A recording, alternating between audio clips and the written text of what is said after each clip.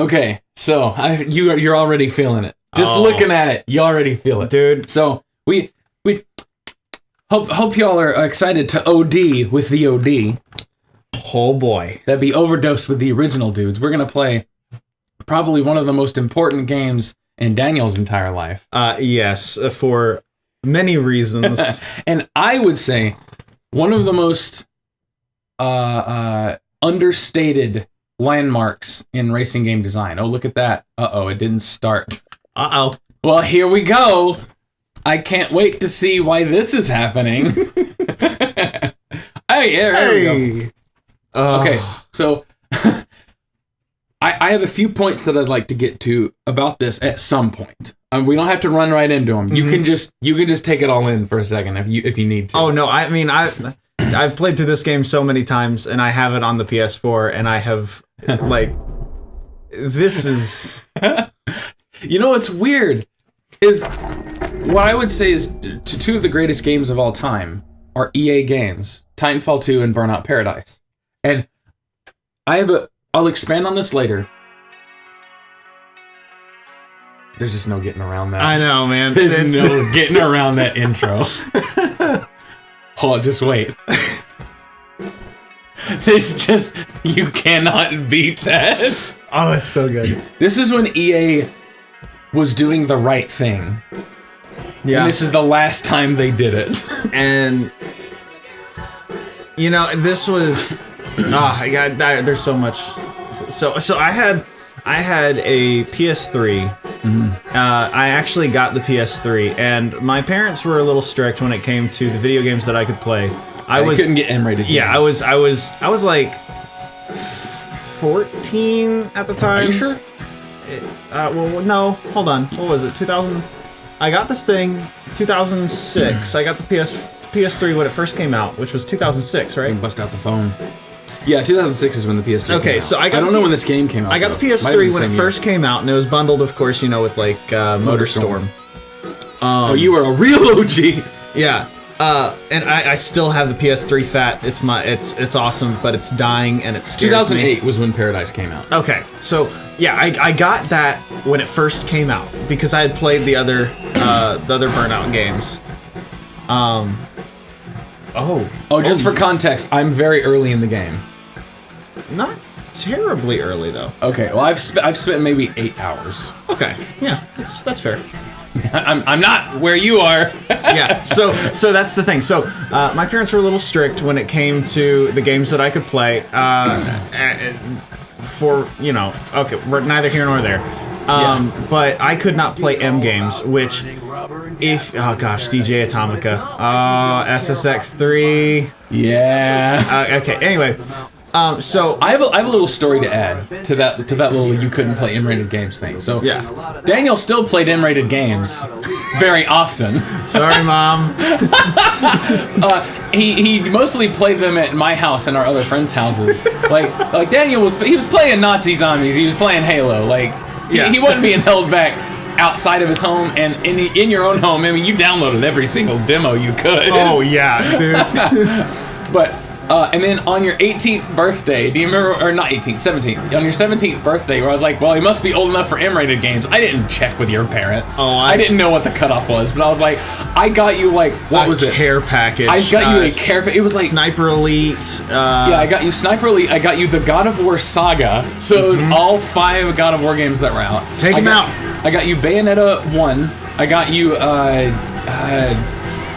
you, lots of stuff. Yeah.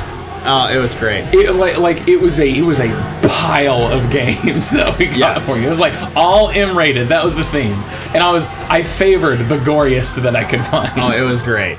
But the thing was, oh, that's such a satisfying feeling. Yeah. The only thing is, okay. I'll get to that. Okay. Anyway. Okay. Here's the thing. We're gonna reminisce and just talk about the game for the first good bit of this. We'll get into the game design and why it's brilliant and amazing eventually. But. Yeah. Okay. So, So let's see. So me not being able to play rated M games, I played each and every teen-rated game that came out on the PS3. Which means every single race game that was ever made. Yes, and so like racing games. I got really good at racing games. Just and they weren't even like my favorite games. Your PSN name was Crazy Driver. Yeah. It became part of your identity. Yeah. Well, actually, this game. I wasn't. Okay. So this is the only thing that I hate. I'm getting some lore I didn't know. This is the only thing that I hate. You didn't drive through it forwards. Oh, okay. I actually didn't know that was a stipulation. Yeah, if you do it really... look at that gorgeous If you do it well enough, you can hit the e-brake and spin around, go through it backwards, and it won't slow you down at all. Dude, there is tech in this game, but we'll get into that. Yeah, it's like... okay, yeah. Yeah, so this game, I played to death and a half. Like... I beat it 100%, but the only thing that pisses me off is the fact that I didn't get a platinum trophy for it, because in the middle of the game, I realized that I wanted to try the online, and I didn't have a PSN account. And so I didn't have trophies.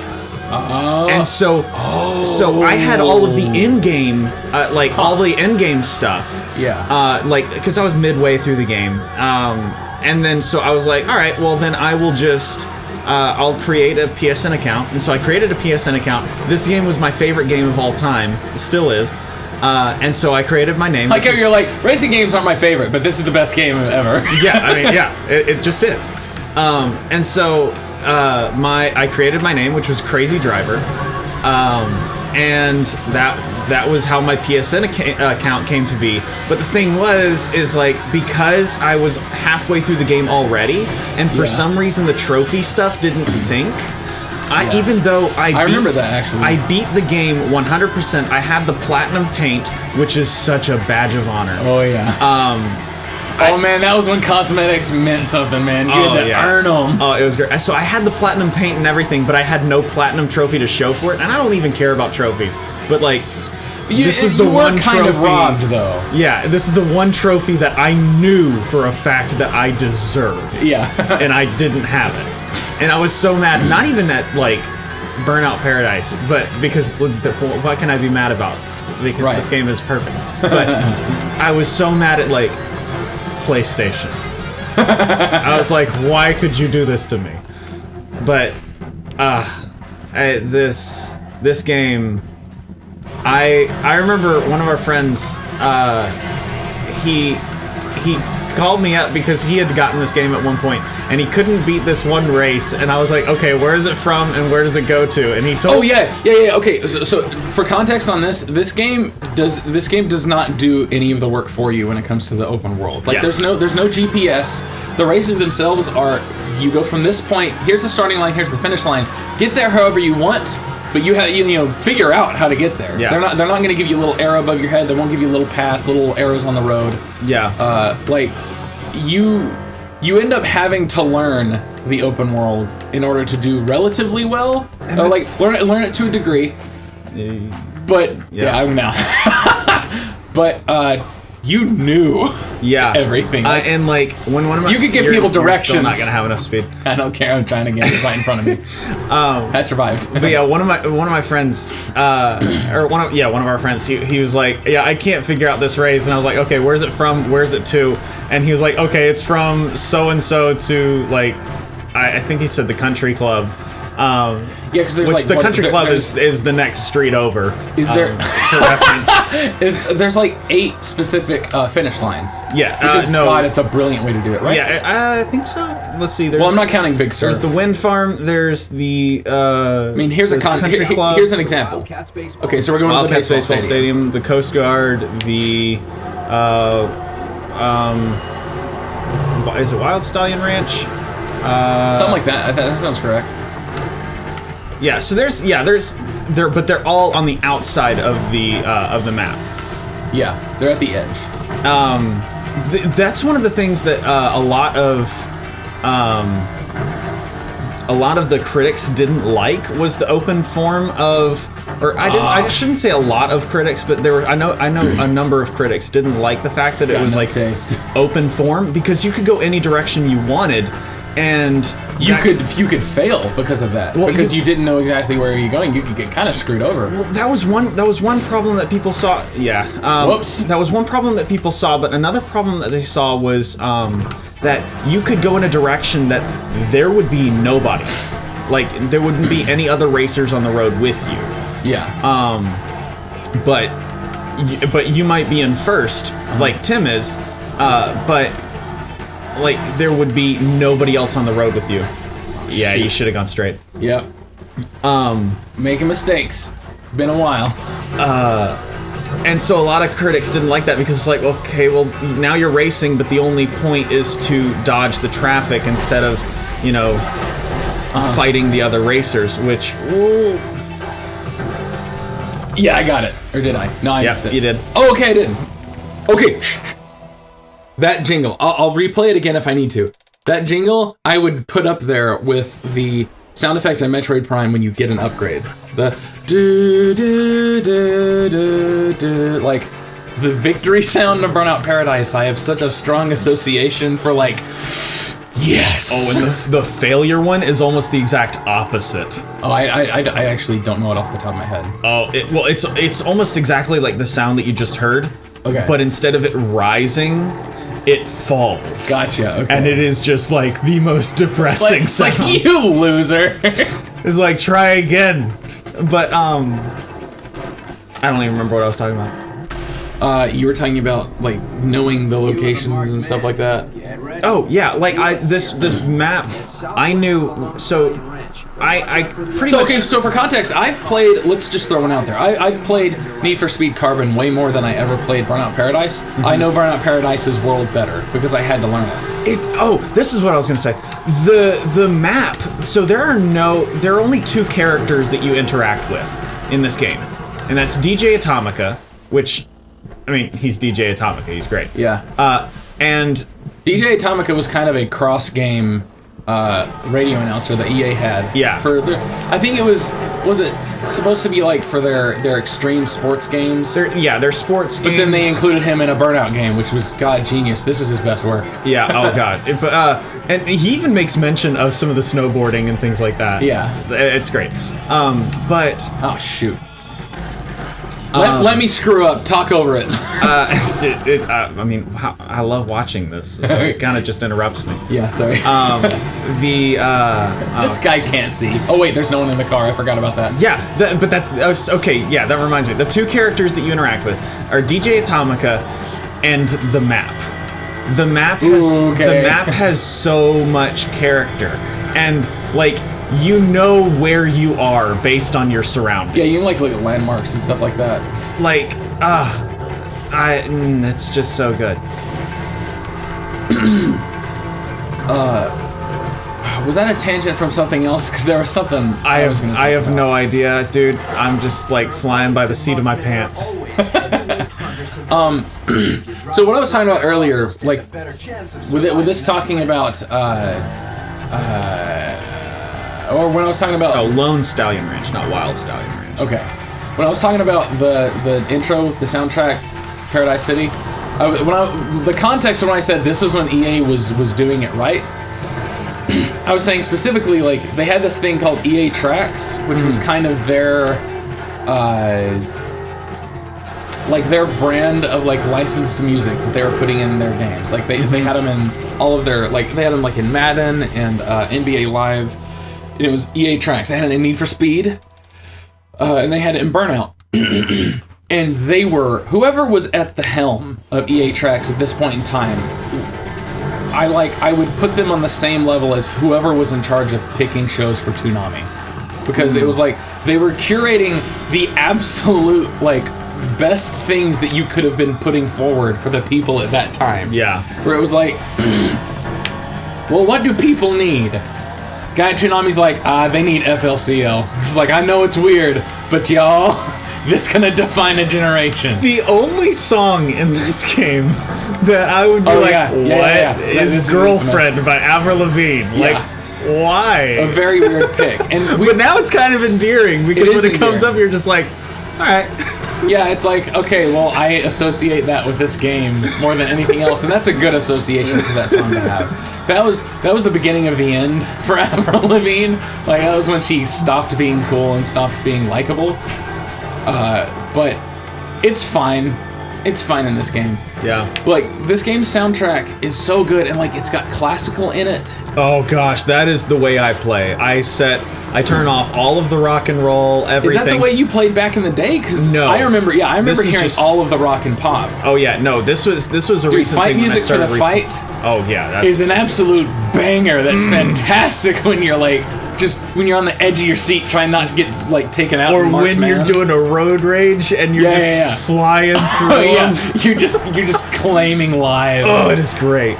But the cool thing is that this was one of the first games that I remember having. I had MP3s on my PS3, and you could. Oh yeah, back when it was like a proper media center. Yeah, and you could use your own music to create or to like play while you're like playing the game. Yeah, that was really cool.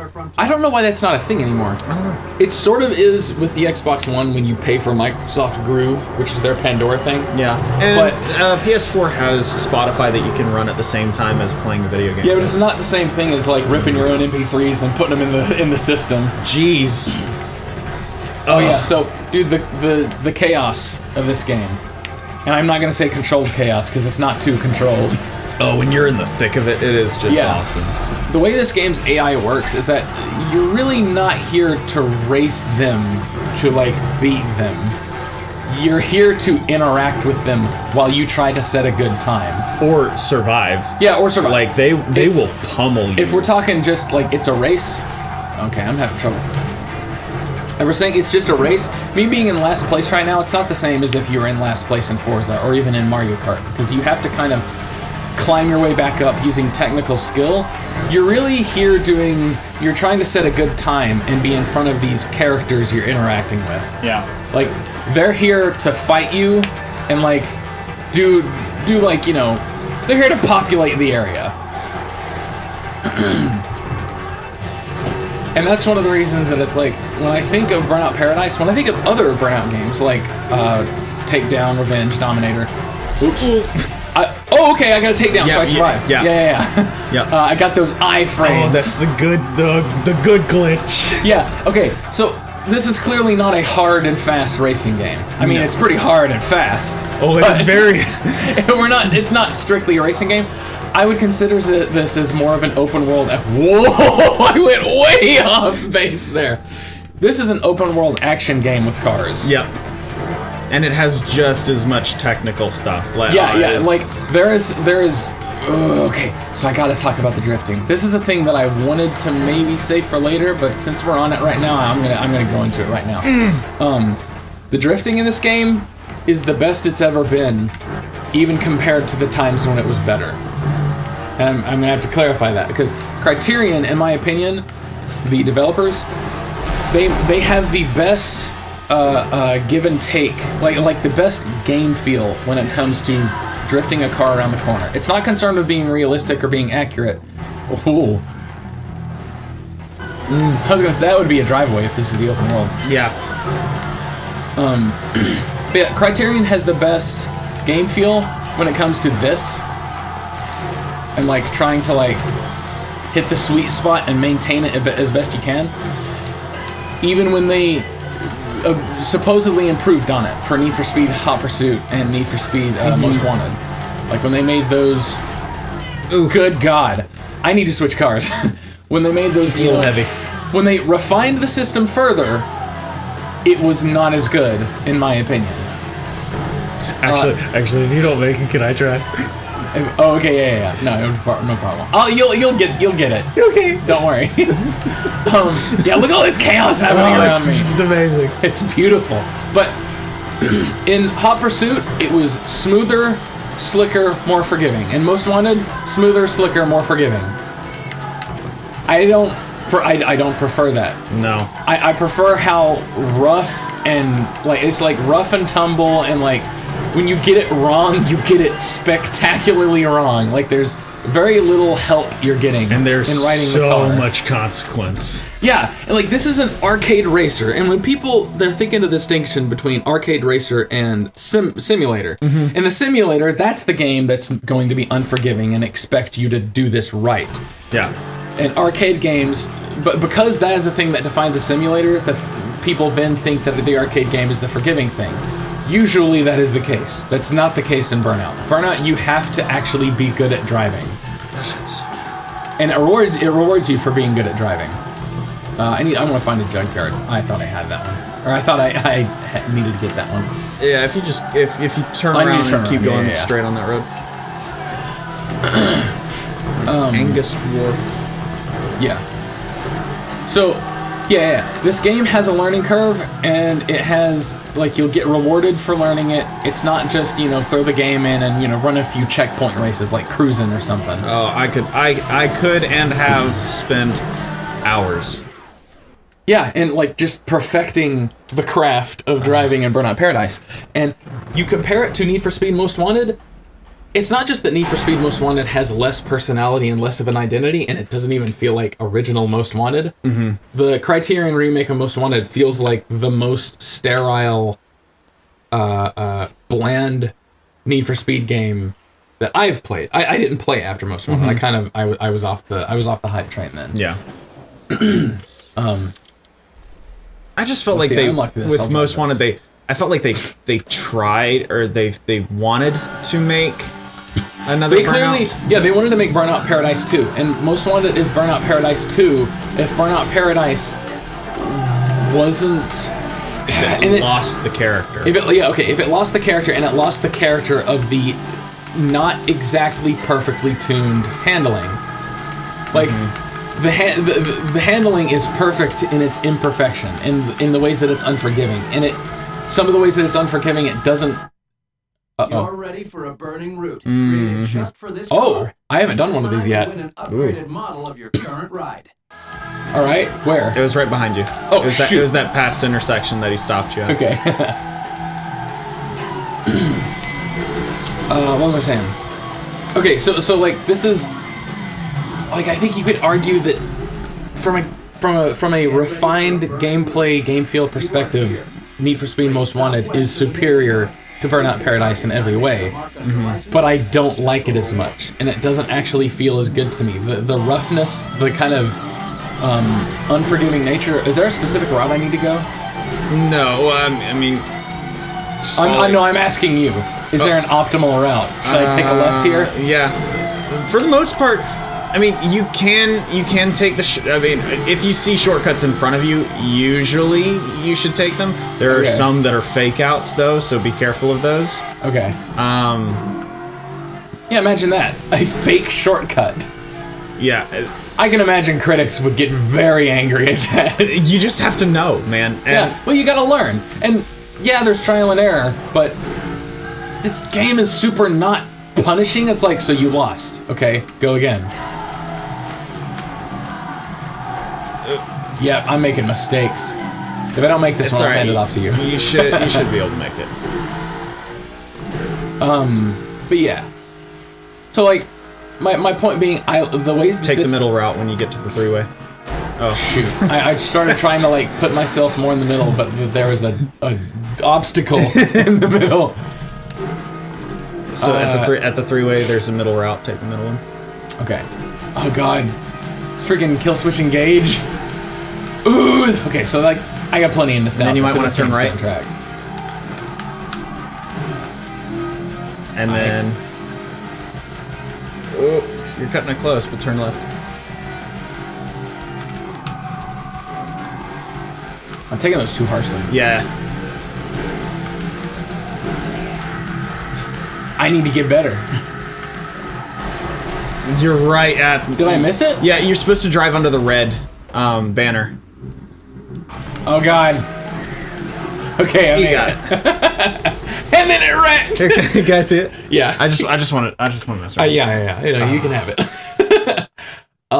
This is the first time that I've played on an Xbox, though. Congratulations. On an Xbox One, burning route, you get a hotter version of the car you were driving.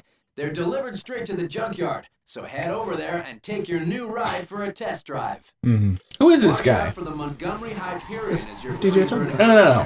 Who's the voice actor? Like, what else has he done? I don't know. Car collection.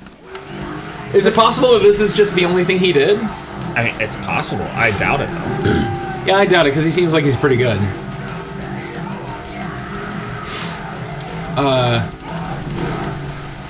God, I love this game's soundtrack. God, what was I saying? I'm trying to get back on track, but I'm just kind of... I think I kind of made my point with the whole handling thing. When Criterion did it better, they did it worse. Yeah. As much as that can make sense.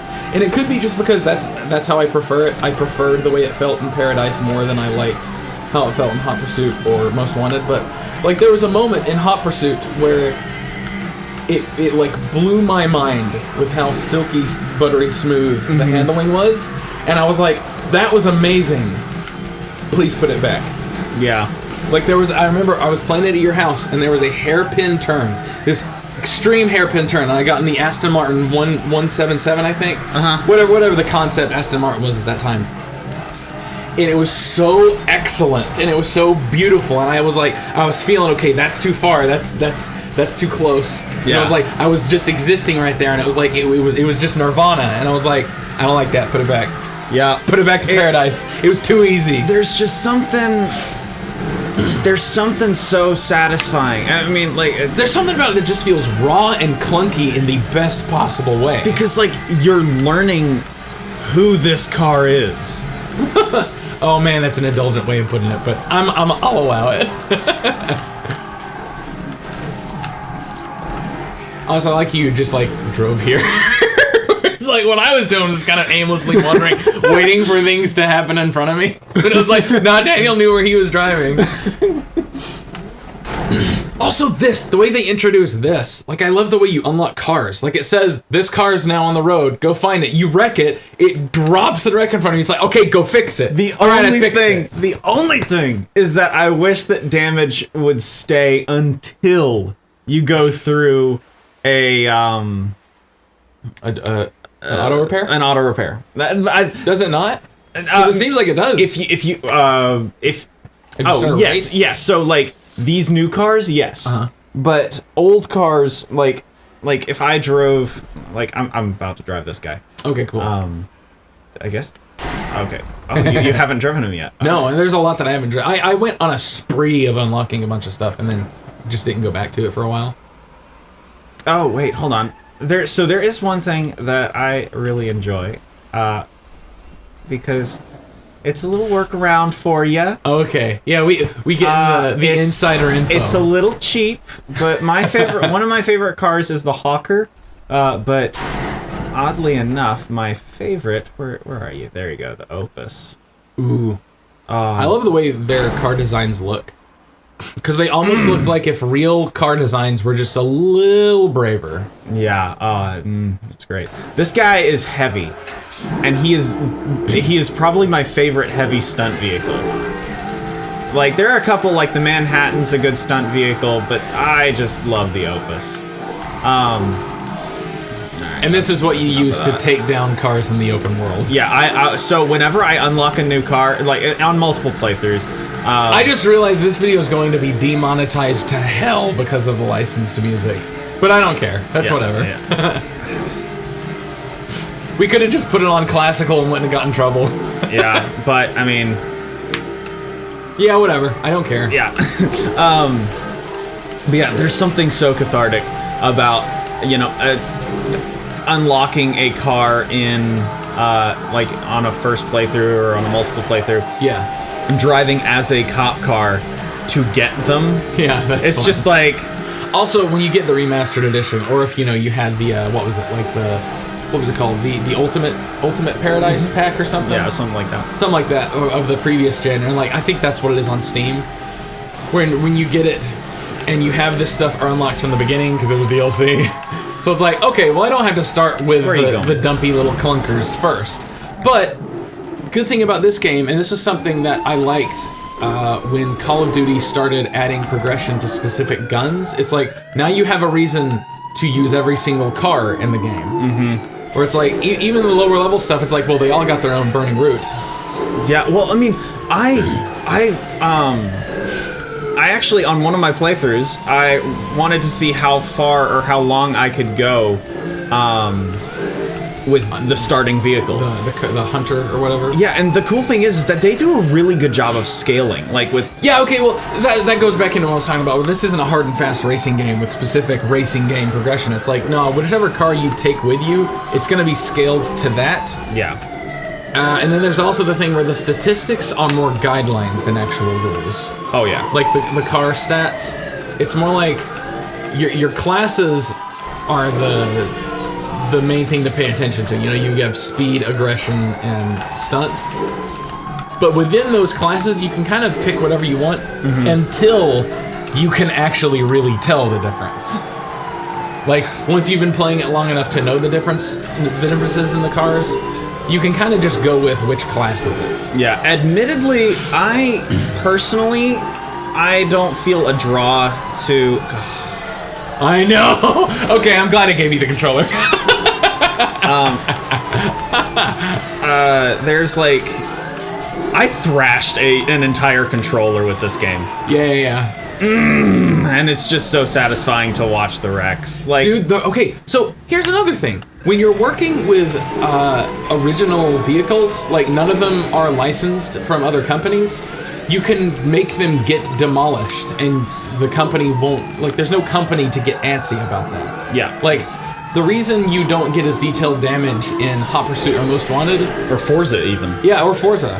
Is because you're licensing the vehicle from the company, and some of them are like, don't make it look wrecked. Yeah, well, like, don't wreck because it. like they don't want they want the car. I actually was reading want the car to look good. Oh, go ahead. Yeah. I was reading an article about this where they not only want the car to look good, but they want the car to be recognizable at all times. Yep, that makes sense. Good God, that's beautiful. Oh my God! Yeah, it's the first one that's been done on this account. How did you do that? Was it the handbrake? You got a rare achievement. Thanks. I appreciate that. You're welcome. So you hit the. Oh gosh, it's hard to explain things. It's just muscle memory at this point. Yeah. No, I get it. So it's like me trying to tell Tabitha how to play Devil May Cry 3. So as you're drifting, you know, you have just tapped. Drive away. Yeah. So as you're drifting, you have just tapped the left stick. Then right as you get up to the ramp, which is like a barrel roll ramp. Oh, get it! Get him! My siren, my lights are. They're glitching out.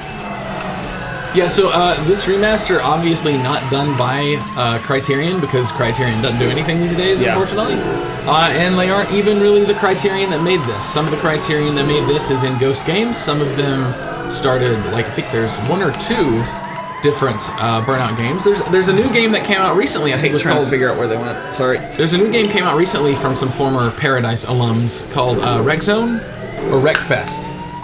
One of those two. I can actually check it out on the store. But oh yeah, I have seen that. Like there's been spiritual successors to the Crash mode. There's been spiritual successors to like Road Rage, but there's never been a spiritual successor to Burnout Paradise other than Need for Speed Most Wanted, and I think that's a thoroughly disappointing successor. Yeah. So the point is, Need for Speed Most Wanted didn't get a modern console remaster. Because like this is the real article. This is the real one. Like this is, and it's wild because this was where open world arcade racing began, and it's where it peaked. Yeah. Like it never got better than this, and this is what it started with. I mean, this was very early in the PS3 360 generation, and I remember seeing people say, "Well, the graphics aren't as good as Gran Turismo or." Like Test Drive or something, and or like I remember people comparing it to like Project Gotham Racing, which was huge at the time. Gosh, I never even played any of those. Project Gotham Racing, I think 4 it was like the killer app. Like it was the game to have on the 360, and then Ridge Racer was the one to have on the PS3. Like it was like the only 60 FPS racer on the PS3 at the time until Revenge came out, because Revenge got ported to these new systems. Yeah. But Paradise was like, people were saying, oh, the graphics aren't the best out there, you know. It's weird that it's open world, like there's some weird stuff. But like, as soon as I was like playing the game and playing with other friends, it was like, whoa, this is amazing. Yeah. I love this game and I can't wait to see what happens next, and it's never been surpassed, in my opinion. And I don't even know what Criterion in name is even doing now. They said they were doing that weird that weird game that they specifically said does not have cars. Yeah, but it has like ATVs and helicopters and stuff like that, and I'm like, that's a weird distinction to make. Like I can respect we're gonna do this thing without one of the things we're known for and see if we're bigger than that. Yeah. But that's a weird distinction to make. I would have thought Black was Criterion doing that. Yeah. Black was a first-person shooter basically made specifically to show off game feel alone. Like, the feeling of pulling the trigger and the gun, like, exploding in your hand. Yeah. Like, blowing that game away. had incredible feel. Yeah, and it looks amazing. You play that on the PS2. Not even the original Xbox version. You play the PS2 version of Black, and it looks amazing. You play original Xbox version on the Xbox One X, and it looks mind-blowing. And it's like, these are old assets, just up-resed. Yeah. And these assets look incredible. And it still feels really good. The guns don't operate realistically at all, and it's like, it's offensive how inaccurate it is at times, but it still looks delicious. All right, I'm gonna give this back to you before I never give it back. All right. Ugh. But doing that flat spin. I just spilled my drink on me real quick. the raised back end backspin. Sometimes sometimes I can hit it just right where only my left side back tire. Oh look! Hey, it's look. our song. There we go. Okay, once you're done with this, I want to talk about the billboards. Okay. There's so many good stories. And they're great. But yeah, sometimes I can hit it just right to where... So, on most of the ramps, if you haven't played Burnout Paradise, which if you haven't played Burnout Paradise, goodness gracious, you need... Recommend it so highly. It's on PS4, Xbox One. I think it was on... I think Remastered is on Steam, is on PC. I'm fairly certain. If it isn't, that's a shame, because the Steam version never got all of the DLC that the console version's got. Yeah. But, I mean, if you got a PS4... Get Burnout Paradise Remastered. If you got an Xbox One X, get Burnout Paradise Remastered. If you don't, if you just have your old PS3 or 360, get Burnout Paradise. Get Burnout Paradise. You don't even need all the DLC. The game's amazing without it. Yeah, but if you do want the DLC, the DLC is all worth it. It's all worth the money. So yeah, if you haven't played Burnout Paradise, there are some ramps that have a little lip that goes up, and they're just, barrel roll ramps. Yes, yeah, I like those. So they make me excited when I see them. Oh, and they're great. But the cool thing is that there are a couple times, or not, I shouldn't say a couple times. If I hit it right, I can make my rear left tire be the only thing that hits the barrel roll side. And so it shoots my back end up as my front end stays straight, and it's hard. It's really hard for him. If you're listening, you're not going to be. So this is just for me. I'm just gonna have to do it at some point. I'm gonna have to nail it. Well, here on the video. We got one of those right here. Yeah, those aren't as easy. I messed it up. Those aren't as easy to do because they have to be one of the larger ones. Okay. Here, I can observe. I can That's actually why it's get difficult. I can actually get to a place that's. All right. Take me somewhere lovely. Take me somewhere gorgeous. All right. Let's see.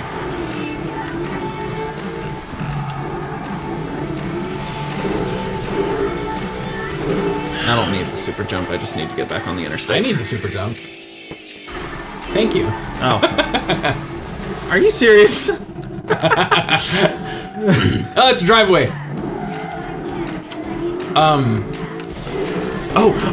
I was actually if you guys have watched like PlayStation Access or anything like that, there was one guy on there who was talking about Burnout Paradise and how it was great, but he said that there was one feature that was missing, and it was the ability to restart a race. And yeah, so okay, sorry, I won't step on your toes. Yeah, Continue. He was saying that there was There was no way to easily restart a race. And of course, you know me spending so much time in this game that kind of triggered me. I haven't even spent that much time in it, but go ahead. If you go into, let's see, where is it? Well, we didn't play a race in this car yet. Oh yeah, I suppose not. Yeah, but yeah, somewhere in. But it's in the live menu, the D-pad menu. Yeah. And it says like restart previous event. Yeah, I did it all the time. Yeah, it was great. When I was playing it. And so I was like, yo, hey man, lots of respect, but there's an option in the menu. Yeah. Wow, what a gaffe. That's, you would think, okay, so when I'm playing any racing video game, if it doesn't have restart race, I know that I haven't looked hard enough. Yeah. Because there's not a racing video game that doesn't have that. And if it doesn't have it, I probably haven't played it long enough to need to restart the race, because it's clearly not enough thought went into this video game to be any good, to actually play. If the game's worth playing, there's a restart race option. Oh, I've completely... What a woefully bad take. Holy crap. I completely forgot what I was doing and why I was even driving the vehicle. Okay. This is what happens. There you go, there's... well... Oh, shout-outs to this game's, very, like, all of the aesthetic is thick with Americana. Like that super jump icon, the wings on the side, like the stars, the all kind of faded paint and denim look. Also, God, I love it so much because I love Americana. Also, props to the contextual cameras. That yes, God, the camera work is so good, and it's the best it ever got. And it's also just like it's so like I don't even know. These drifts are making me fall in love with you. These are amazing. You're just casually doing it while you're talking too. What can I say? Oh, did I get that one? Nice. Okay, good. This road is made of wood. I love the way the music changes when it goes into slow-mo. Like it goes into all treble, no bass. Oh, it's great. And like the longer you're in the air, the more treble it gets. Yeah. Pacific Rim, or not Pacific Rim. MotorStorm Pacific Rift totally ripped that off. They did. It was great. I do remember that. I was like, please everyone rip off Burnout Paradise in every way you can. Which, if we're talking about MotorStorm, that's another game. We'll get into MotorStorm later if we need to. Yeah, continue with what you were saying. I don't even remember what I was saying. You said you didn't even remember why you were going down here this way. Oh, yeah, I remember now. And that's why I'm heading back down. Okay. It's just so easy to zen out with this game. Yep. I can talk about the billboards and some of the interesting stories of these billboards. A lot of these billboards are not the same ones that were in the original. And a lot of the billboards, if you play the original now and you don't connect it to the internet, you just straight up install it like cold to your 360 or your PS3. Or on the 360, you don't have to install it. Good old days. Anyway. Alright, where are you at? You just put it in there, you're going to have different billboards because this was one of the first times EA kind of started dipping its toes into extra monetization for their games beyond buying the game. And it's when it not only wasn't a oh my god. Okay, messed it up there. Messed it up. Ooh, but man, they had us in the first half, not gonna lie. When you look at the way they monetized this beyond people just buying it and beyond people buying expansion packs, which these were expansion packs. They weren't microtransactions. Like they were dumping unique gameplay onto you. Like they finished the game. They also kept it. There were free updates. Like the nighttime was just a new update later. The nighttime and the bikes. Yeah, the nighttime and the bikes. There were a couple free bikes. That was the same update. But like when you were getting the cop cars and you were getting the boost special cars, like you were getting unique gameplay experiences within the same world, so it was worth the money. You weren't buying just skins or just filler content that cost like a season pass. Like all of this stuff was worth it, in my opinion. Even if some of it was a little on the expensive side. Like, oh jeez, like you're spending like what was it, like $15 a car pack? That's a bit. I actually think it was less than that. I think it was actually around $7. Okay, that's not bad. In fact, that's pretty good. The individual cars were more. Like, if you wanted just an individual car, of course it's going to be more because it's not part of the set. Yeah, but I ruined that because I wanted to get more speed. And the good thing is you're not just getting a new car, you're getting new content. Right. That car gets all of the new stuff you get to do with that car. The 2 Boost special cars I love. I thought there were 4. No, there's 2 Boost special cars. Hey, look, fight music for the fight. I love this song. Alright. Who's this band? Y'all are amazing. I need to look up more stuff by them. Gosh, this car is a little bit heavier than I remember. You're also going on a new controller. Yeah. Alright, there we go. Lordy, that's a good feeling. God bless. Alright, so I'm going to try to go back around one more time. Have enough speed.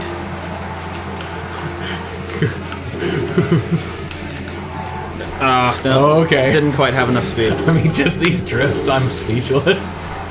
But yeah, you see stuff like this in a racing game, you don't see that often. Like, when I saw the crazy stuff people were doing in Titanfall 1 back in the day, I was like, I gotta get into Titanfall 1. Like, I gotta learn how to do bunny hopping and strafe jumping and stuff like that. And like, I even if I never became a master at that, seeing how high the skill ceiling goes is one of the things that makes me want to put more time in a game. Like there's games like Uncharted that aren't exactly skill ceiling games where you just want to play them for the story, play them, the entertainment of the game I'm gonna hand it itself. back because I'm a little rusty. Okay. I don't want that to be just the only thing that I'm doing. Yeah. What was I saying? Yeah. There's games that you play just for the story, where you play just, for going start to finish. But when there's a skill ceiling, when there's tech to learn, it's like, God, that is how you give your game longevity. Not this games as a service stuff. Yeah. That Ubisoft and EA and Activision are wanting to do with, like, Destiny and Anthem, where they want to give you a minimum viable product and then trickle in as little, as small as a content update that they won't get in trouble for. Yeah. Like, just do that and do it as infrequently as you possibly can. It's like the absolute minimum they can provide is what the goal is now. Yeah. But having actual depth, like, and a high skill ceiling to eventually make it to, people think that deters people from trying, because they're like, oh man, I'll never get that good. Okay, well, those people are losers. Yeah. Don't appeal to losers. But when I see something like that, I'm like, now more than anything, I want to try to get better at that game. Yeah. Like, when I would see, like, I saw, like, montages of people playing the Mercenaries mode for Resident Evil 6, and I was like, okay, I guess I want to try Resident Evil 6 now. Turns out I love Resident Evil 6, but I didn't expect to love it. That got me to play it. God, I'm going to find something a little slower. Something more my speed. Where's the junkyard? If you turn around. No, if you keep going straight, you'll run into one. I can't go straight. Can I go down here? here? Well, turn around. Whoop. There you go. Okay, but back on the billboards. Then curve to the right. This was one of EA's first forays into monetization of their games. And it was basically... just go straight, and then at the end of the road, you're going to take a right. Okay, and then an immediate left. I'm going to take a right, then an immediate left? Yeah. Okay. The way they monetized it was adding the billboards to the game, and they were like actual advertisements. And they aren't invasive, because this is a place... This is your right? Yep. Yeah. And then your immediate left. This is a place, this is a city, it's going to have billboards, so you can put actual advertisements on there. Yeah. And it makes sense in the context of the game. Like, it doesn't take you out of it. It's not immersion breaking. Yeah. There's some games that will have, like, Need for Speed Underground 2 did that. Yeah. With, like, Burger King, Best Buy, and all those. Yeah, exactly. And then there's, in, like, your phone, and Most Wanted was, like, singular. Yeah. And whatever. Gosh. Sign of the times, man. Yeah, dude. And I love how that stuff dates it. Yeah. Because it's like, it gives you nostalgia and it lets you know, like, when it was made. And it's like, oh, dude, this was around? Mm-hmm. Like, that stuff's, oh, God, this car is gorgeous, even though it's damaged. I'm going to go fix it. Also, Hyperion is a dope name. Anyway, so the way of them monetizing it like that, in a way that works diegetically, like, in-universe, like, it doesn't take you out of the game. And it fits in the universe. It's not stopping your gameplay to have you watch an ad, and it doesn't feel in bad taste. Like, there's some movies that have some product placement that's like, that was very forced. Yeah. Like, I think there's a part in Transformers 4 where a bunch of Bud Lights get spilled out somewhere, and it just focuses on the Bud Lights, and it's like, what? What was that about? And that was weird. And then Mark Wahlberg, like pops the top off of one of them and drinks it right in front of the Oh, yeah. Oh, my God. That was so weird. I forgot about that part. It went further. Yeah, that was great. But anyway, like, this is the way... I wish... I pine for a younger EA before it was just completely unscrupulous. Mm-hmm. Like, when it still had some standards that it was holding itself to. Maybe not holding itself to, but when it was ignorant. Yeah. When it didn't know how to rip you off very well. Yeah. But it not, and in my opinion, this monetization, the way of them getting like real world ads, actually adds to the game. I actually think it's cool to see stuff like that. Yeah, I totally agree. So it's like, hey guys, this actually improves the game. So like, go to some advertisers and say, hey, you want to advertise in the game, and it'll make it look cool. Like, that's a form of monetization that I actually would want to see, and it's at no cost to me. Yeah. And the game isn't interfered with. Now, you look at stuff like, okay, so here's a modern comparison. Street Fighter V added these costumes. They're these sponsored costumes that you can wear, and everyone gets the costume for free. And at that point, I'm like, okay, fine. It looks really, really crass. It looks like it doesn't fit. Ryu being a hobo kung fu man wearing sponsors on his hobo clothes looks wrong and out of place. But, you know, I was never against games like Call of Duty having crazy clown costumes and gingerbread man skins. Yeah. Like, I was like, man, whatever. It's a crazy multiplayer game. This ain't the single player. This ain't the story. Right. But what really ticks me off about the Street Fighter V one is that you earn more fight money if you wear those. So now they're incentivizing you to work for them, and they'll pay you in fake. Oh, hey, turn around. On your left, there's going to be a parking lot. Okay.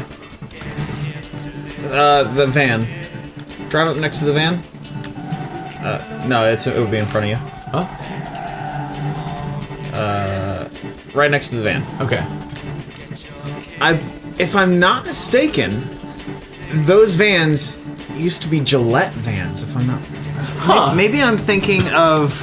Yeah, they had to strip out some of the advertisements for this one because, like, you know, the contract expired. Yeah.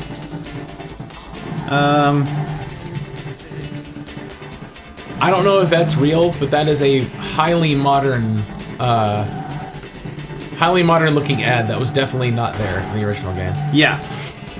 So they were Gillette vans. Yeah, well, I remember Need for Speed had Gillette vans too. Oh yeah. The Gillette Fusion vans were definitely. Yep, I just found a picture of them online. And I was never bothered by that. But then a big controversy happened. Do you remember this? Do you remember the controversy that happened with the Burnout Paradise billboards? Maybe. Obama ran campaign ads. Did he really? In Burnout Paradise. I don't remember that. Yeah, and it was controversial because people were like, we don't want games to be political. But I was like, but you're gonna see a political ad just out there wherever, no matter what. Like, yeah. You don't have to like him or want to vote for Obama, or you're not. Someone might not be convinced by that. Like, just be like, oh look, it's a political ad. I mean, I can get people being annoyed by it. Yeah. But I thought it was secretly. I thought it was really cool. And I was like, yo, Obama advertising in video games. But, like, I mean, this dude is woke. Honestly, though, and if you're listening, I want you to think Obama, if you're listening. No. So if you're listening to this, I want you to think how many times, right up before Tim mentioned anything about the billboards, how many billboards did you look at as you're whizzing by? Well, yeah. And it's set dressing. Yeah, like, why are you gonna get so bent out of shape about something you're not even spending a half a second looking at unless you're specifically looking for it? Yeah, but I'm gonna get annoyed by this. They did a really good job because they oh yes, baby! I didn't know it was gonna make that color, but I am so more on board with this now. They subtly draw your eyes to the billboards because they're making you look for the red Yeah, for the red burnout billboards. Yeah, the ones that you're supposed to smash through. And so your eyes are constantly like glancing at them because you want to make sure that you're not going to miss any of the collectible ones. So. Well, it also like I can't stress enough. It's like it's in the context. Yeah, I mean it's the game itself. It's not getting in the way. Yeah. You know, there's okay. So there was a way that I thought this was kind of cool in Infinite Warfare, where there were some like there's a Neversoft camo you can unlock, and it's like Neversoft was defunct. Yeah. But there were people that used to work at Neversoft working on Infinite Warfare, and I was like, that's cool. Yeah. There was old Raven software, like there were Singularity calling cards you could find. Jeez. And I was like, that was a failed game that Raven believed in, and it failed. And it's like, but I'm glad it's in there, and it kind of works as an ad. Yeah. But like, I'm not bothered by it because it's optional and it's not stuffed in your face. Like, I don't like it when ads are just, stuffed in your face, like, with like a mobile game or whatever. Yeah. Oh like, gosh, mobile game advertisements are the worst. I mean, like there are multiple YouTube videos about like how malicious. Oh yeah, how manipulative it gets. The mobile advertisers are, because they're like, yeah, we want you to fill your video with a 5-minute advertisement that includes gameplay of our application. Yeah. It's so creepy. But this, I guess that was a whole nother tangent. Yeah, but like. Game monetization is such a thing that's always wearing on me. It's like, it's always a thing that it can ruin games for me. Like, it's the reason I'm, like, all the momentum, all the steam I had going into being excited for Devil May Cry 5. Devil May Cry 3 being, I think, one of the best video games ever made. And, like, I love that franchise. Yeah. And I just don't want to play the 5th one. And I do want to play the 5th one in a way, but every time I think about it, I'm thinking, every time I die, it's going to ask me to buy a yellow orb just to revive right here. And it's like, that's so just gross to me. And it's like, I don't want to be a part of that. And I think, why did you not put those in Resident Evil Remake 2? Like the R2 Remake. There's no microtransactions. Both made by Capcom. It's like, you're going to die in RE2. Why did you guys not do it there? And I'm like, why are you only exploiting some of your customers? I mean, like, be consistent if you're going to exploit them. It also goes back to, and you and I have had this conversation a while back, but like with Shadow of War, like when, but I mean, it's the same principle. It's like, it's not pay to win. Well, I mean, if you're paying for a yellow orb, you're paying for another retry. So but people say, well, it's not multiplayer, so it's fine. Oh, I'm like, but you don't know that. You're getting your customers to pay money to not use your service. Yeah. Or to not use not play the service. Game. Yeah. To not use your product. It's not a service. It's a game. If you put money into Shadow of War, you now have less gameplay. Yeah. Because there's less of a grind. But it's like, first of all, I never took Shadow of Mordor as a grindy game. Yeah. Like, it was an action game. Why is its sequel a grind now? And when people like talked about, the grind in Devil May Cry, and I'm like, there's never been a Devil May Cry grind. You're lying. Yeah. You're lying because you want to still be excited about this, and I understand that, but you don't actually believe that. And then, okay, so. And these were my opinions before the game came out. Now that the game came out, everyone's like, the game is perfect. They're like, there is absolutely nothing that pushes you towards buying any of the, buying any red orbs, buying any yellow orbs. Like, you aren't being pushed towards that. The option is just there. And I'm like, okay, cool. Why is the option there? Yeah. I'm not saying, like, I didn't know that I would arrive at this thing where I was like, well, it didn't actually affect the game, because it did affect Shadow of War. It made it bad. Like, they made the game grindy. They had to fix it later when they took the monetization out. And then it was fine. Yeah, and everyone's saying this is just as perfectly paced as 3 and 4 was. You're gonna have to play the campaign twice to unlock all of the moves, but you don't need all the moves to beat the campaign. You're not gonna feel like you can't move forward because you don't have the right moves at any point. And I'm like, okay, good. Why is it in there? Yeah. Why is the option to buy it? And they're like, the developers, what they say, which Matt Walker, I think you're an inspiration. Hideaki Itsuno, you're an absolute genius, one of the greatest who's ever lived. Your guys' words was you just wanted to give people an option. If you just wanted to give us an option, why does it cost money? That doesn't answer the question. If you wanted to give someone the option to play easy mode, to play a mode where you have unlimited lives and you can just revive wherever you are, the Wonderful 101 had that.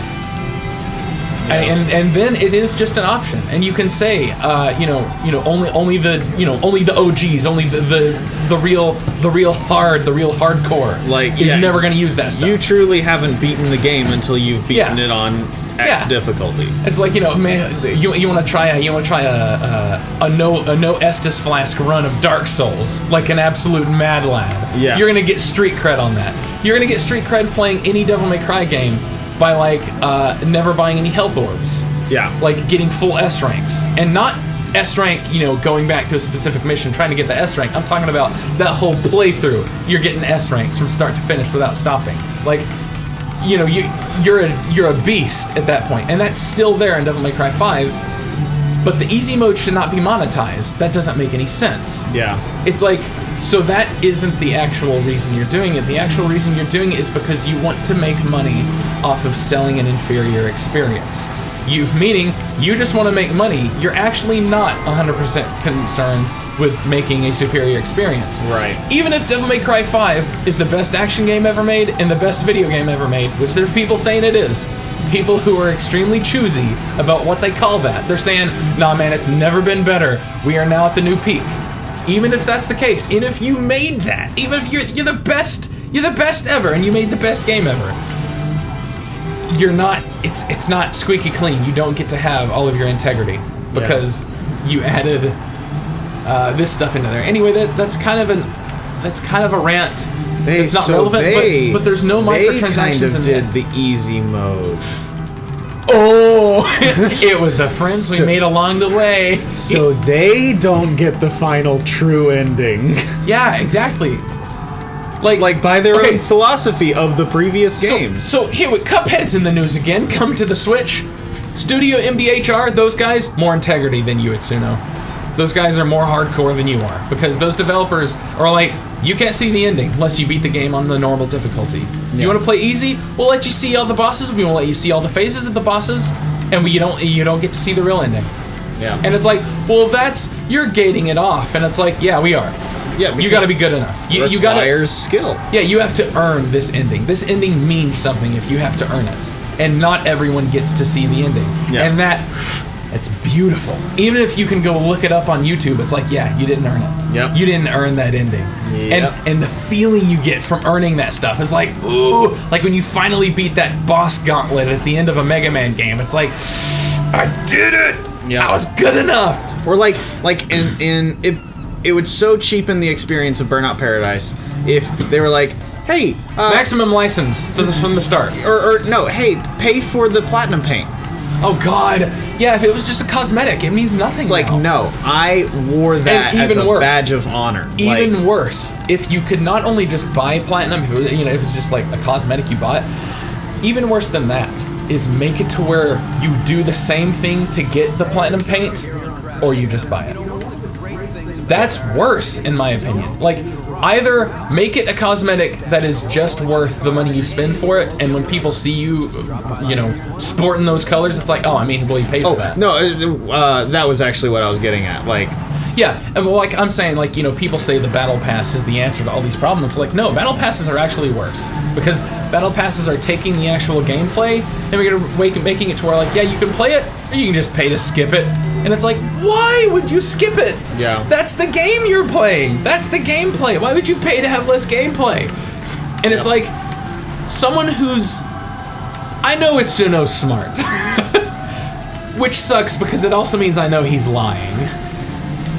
And it's like, dude, you don't have to lie. You made an amazing game. You were given a blank check for this amazing game. Like, the story literally is, after DMC Devil May Cry, the reboot, Capcom basically, and Itsuno was feeling like he didn't have a place in the company after that. Capcom basically came to him and was like, we'll give you literally anything you want. And he was like, well, I could do Dragon's Dogma 2 or Devil May Cry 5. And they're like, we have no say in the matter. It's whatever you want to make. So he had the blank check, and you can look at the game, and it is... That game's budget is intimidating. Like, the detail on Dante's teeth is scary. Like how much money went into it. Ew. No, he's got nice teeth. Oh, okay, good. That's crazy to think about. Like, do you remember Mia's teeth in Resident Evil 7? Did you ever see it in the trailers? Mm-mm. It's a little creepy, and it fits in Resident Evil 7, but it's a little uncanny valley. Yeah. There's a scene very early in Devil May Cry 5, and like the opening scene where Dante gets knocked away. Like everyone's getting defeated. Like no one can even touch the new villain. He doesn't even get out of his chair. Well, everyone's getting like knocked through the air, and like it's slow-mo and like zooming in on them like spinning, and like their eyes are closed and they're like wincing. And Dante's like teeth are gritting, and you can see his teeth as it zooms in on his face, which is like wincing, like his eyes are closed. Like it's an ugly face you make, but it's like, this game looks amazing. Jeez. Like the whiskers on his face. I'll just have to show it to you. I also love this song. Which one is this? Block Out the World. Oh yeah. Oh, I'm driving away from that. Oh, come on. Big Surf Island, one of my favorite expansions ever. I wish we could get back to expansions when it was seriously adding a good, unique chunk of content to the game, where it's like, ooh, it's on a sequel, but it's like a 1.5. And I remember the dev talks about this, where they're like, we wanted to create a place where, so there are a number of places in the main island, or the main area of Burnout Paradise, where like if you go past the fence, your car is automatically wrecked. Like, okay. Yeah. Like it just sucks. But in this one, or in Big Surf Island, they said like no place is off limits. Like you're able to go anywhere. So it is. I just love it. I feel like that's gonna. Oh, come on! I feel like I'm gonna be a broken record saying that I love this game, but yeah. I mean. But like what I was talking about, like that was sort of a tangent, but it's related to the fact that this game has some of the best monetization that's ever been in a video game, and I loved how it wasn't. Oh, that guy was going the wrong way. Yeah, he was. I loved how it wasn't compromised for the remaster, like what happened with Modern Warfare 1. Like Modern Warfare 1 added loot boxes and added like just gross extra stuff, and I was like, if you just added that stuff to the game, and it was just part of the gameplay loop, of your prestige loop, of like you just added extra unlocks to each level. Yeah. Like all these extra guns, all these extra camos. If you just added it to the game, that would have been the best Call of Duty that came out that year. Or that would have been the best Call of Duty that came out in a while. But they put it in the loot boxes. They tied them to timed events, and a timed event is not there to bring everyone together. A timed event is there to give you the FOMO and to make you feel like, oh, I'm not gonna have time to get all this stuff. I'll just pay money to get the rest. I got some of them, so you know I saved a little money by playing the game. It's like a casino. Exactly. And it's like this game was in the perfect spot where we were getting DLC. Like this is when DLC was a great thing. Mm-hmm. There were no downsides to DLC. It's like, no, we're just adding. We're just adding more, and it's at a reasonable price, and it feels worth it. Yep. I love this song too. And I remember it was so disappointing. You told me at one point that there was going to be like they had the talks of a water park or something like that for Burnout Paradise. Yeah. And it never happened. Well, and I think I don't think it didn't happen for the wrong reasons. I think it happened because, you know, stuff just doesn't happen. You know, aspects of games get canceled, they get cut out because they move on to different stuff. And Criterion, what did they like? Right after this, they did Hot Pursuit, right? I believe so. And it was a good bit after, quote unquote, right after, yeah.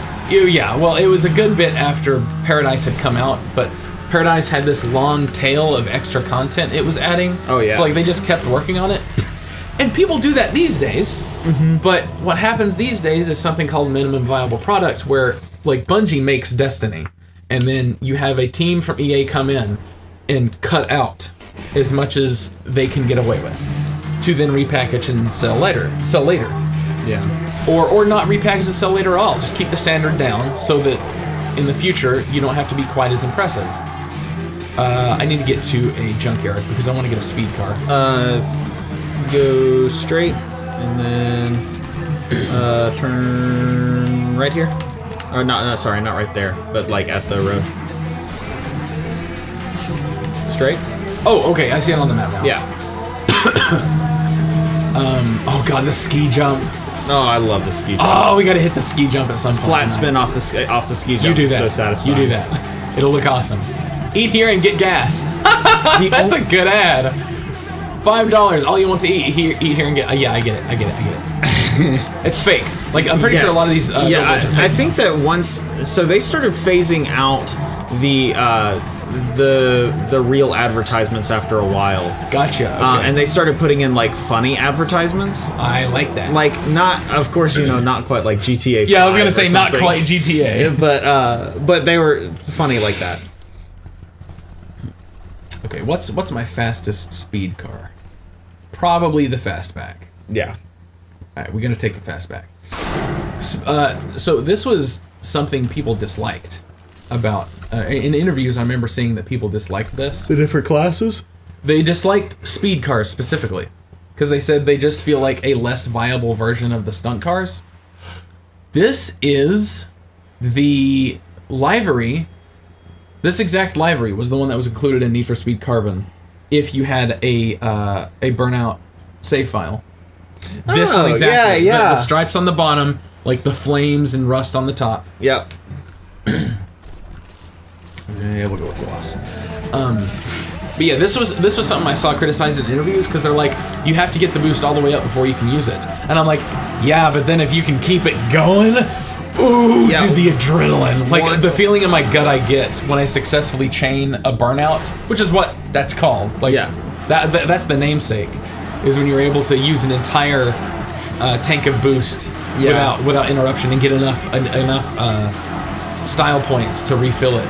Yeah, that was, so I have to admit, that was the only achievement that I cheated on. Ooh, cheating. Yeah, cheating. So the way that I cheated on it though took skill. Okay. So that makes it okay. So one of the achievements is like you have to get like 30 burnouts in a row or something like that. Something. Best I've ever had is 21. Yeah, and that I was like, I felt like a god. Here, press pause real quick. All right, now RB. If you say R1, I know what you're saying. Okay, yeah, R1. Go to. Oh no, it's one more R1. Okay, go to view challenges. Oh god, I haven't done any of these.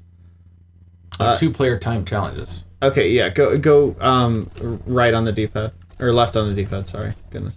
Oh, these are all. Oh, hit back. What is it then? That's Freeburn Online. Maybe challenges are on a different one. Records? No. Discovery. Here, can I see real quick? Is it on license? Because like I got like drive-throughs found, smashes. What are we looking for? I'm looking for like so. What was the exact number you had to get? It might be in achievements now. Yeah, they may have removed it. Here, let me see. Or it might be in the achievements thing. Yeah. Let me open that. They might be secret. That's possible. But let's see. Oh, we got nicknames going. Burning Roots. 20. Oh, get a 20x boost chain. 0.43% of gamers unlocked this. Gamers, rise up. You have failed. Guys, we gotta get the boost chains. That might not even be the hardest one. But it might be. I don't know. It's also possible that they pared it down from previous because maybe it just seemed a little absurd. Kind of like when Metroid Prime Trilogy came out, they retuned some of the difficulties of the bosses in 2 because they were like, "This feels kind of busted. It's so hard." Yeah. Yeah. Okay. There was Anyway, so that was the only one that I cheated on. I got the shortest speed car that exists in the game, and I went to right at the entrance of the bridge for Big Surf Island. If you take a hard right, there's a gas station right there. You want to take me there? Yeah, I can be your navigator. So I turn right after the gas station. So you're gonna take a hard right here. Ha! I was right. And then go across the bridge. And then so at the end of the bridge. Oh God, I love this song. Yeah, it's a good one. Burnout. I love that ramp. Woo! Video games. Oh, okay. Yeah, invisible walls. So if you take a hard right at the end of the bridge, the gas station right here. I had to do a drift constantly. Oh, gotcha. And so I could have sworn that it was either 25 or higher burnout, but maybe it was 20. I'm not sure. And I had to do the burnout through it over and over and over and over and over again, because what would happen is it would fill up your boost, and then you'd run out of boost, and then it'd fill it up again, and that would count as a burnout. Oh, gotcha. And so I got the burnout. That sounds like they did that on accident. Yeah. And so I it still sounds really hard though, because it's such a tight tricked circle the game. Yeah, that's why I had to do the shortest speed car that was in the game, which I believe you actually already have. I think it's the starting one, isn't it? A lot of speed cars are very flat and long. Yeah, I believe that it's one of the Japanese models, and I can't remember which one it is. Dude, I love the Nakamura. Yeah, it's one of my favorite all cars. the cars in this game. They bring. I don't think there's a single car that I don't like the design of. I think there's a few. Well, a few of them are just really forgettable, and look like they were just trying to be some other car without getting sued. But the ones that do like original designs, like the Opus, God, I love that one. Yeah, the Camaro one isn't terrible. The Camaro one is good because this was when that new the new muscle car look started to become a thing. Yeah. So it wasn't done to death yet, and it wasn't like understood as this is the way you make it look good. So it kind of does its own thing. It's not quite a Camaro, not quite a Mustang. Yeah. But then the very first one, the Cavalry, the very first one that you get is like a mixture between like a Mustang and not a I guess a Camaro. Yeah, it's like a mixture between a Mustang and a Camaro. Yeah, the taillights. Goodness, is that a blasphemous relationship? Oh, it's beautiful though. Yeah, it is. It's a beautiful. That's some good blasphemy. Such a good. I love this game so much. We can't just freaking gush about it. Basically, that was kind of the reason to play it to begin with. Yeah. So we have a very small selection of. Or it's like we can only get a couple.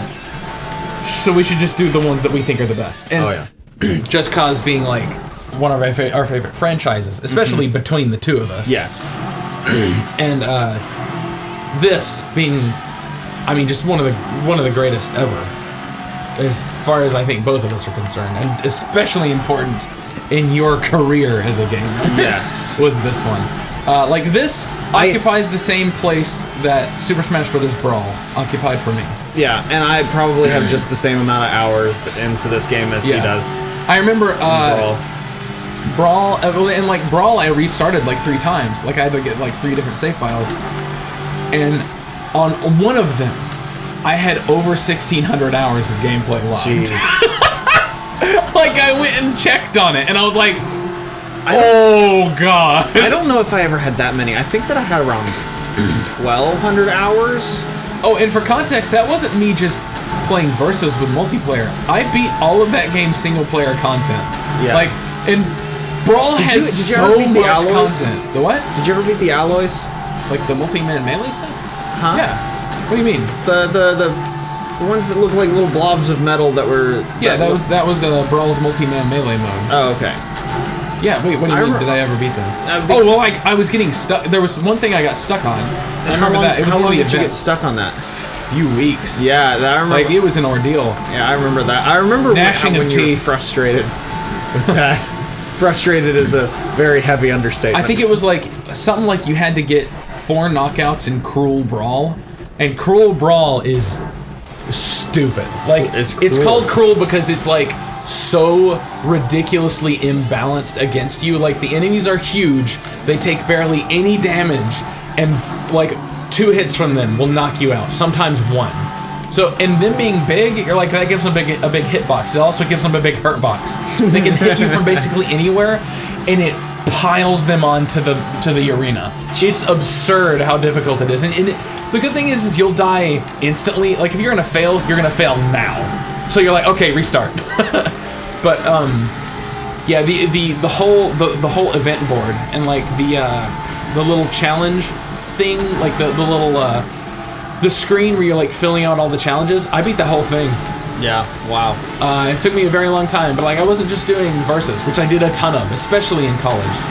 Especially when Project M came out, because it still kept tracking your hours on that same modded file, and it was like, oh man, oh, we did some damage. Dude, Project M. Project M was like the first time you really like picked up a Smash game. Yeah, it was the first time that I really like connected with a Smash game. Yeah, and we had played it we had played Melee and we had played a lot of Melee, a lot of Brawl. Yeah, and like, I mean, I had fun, but at that point You I had was fun just, hanging out with your friends. yeah, and I was just smashing buttons. Like, Yeah. I didn't know what I was doing, but when we picked up Project M, that was the first time. That turd did that on purpose. Dude, they do that. It's weird. Like, you'll be driving and then a guy in the oncoming lane will just change lanes into your lane. But yeah, Project M was the first time that I really started learning what Super Smash Bros. Is all about. And then my mains were like, I started using Link and Toon Link, Fox, and Daniel was a big boy using Fox in Project M. and there was one more. There was another one. I remember we had a hilarious match where you were playing Ganondorf. Oh, Ganondorf and Captain Falcon. Those were my other two that I really liked using.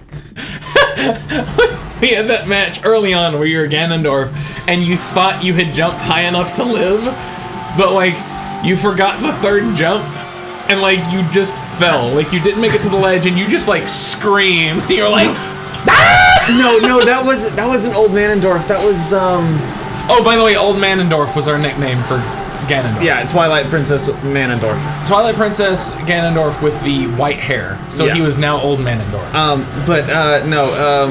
I think I was playing as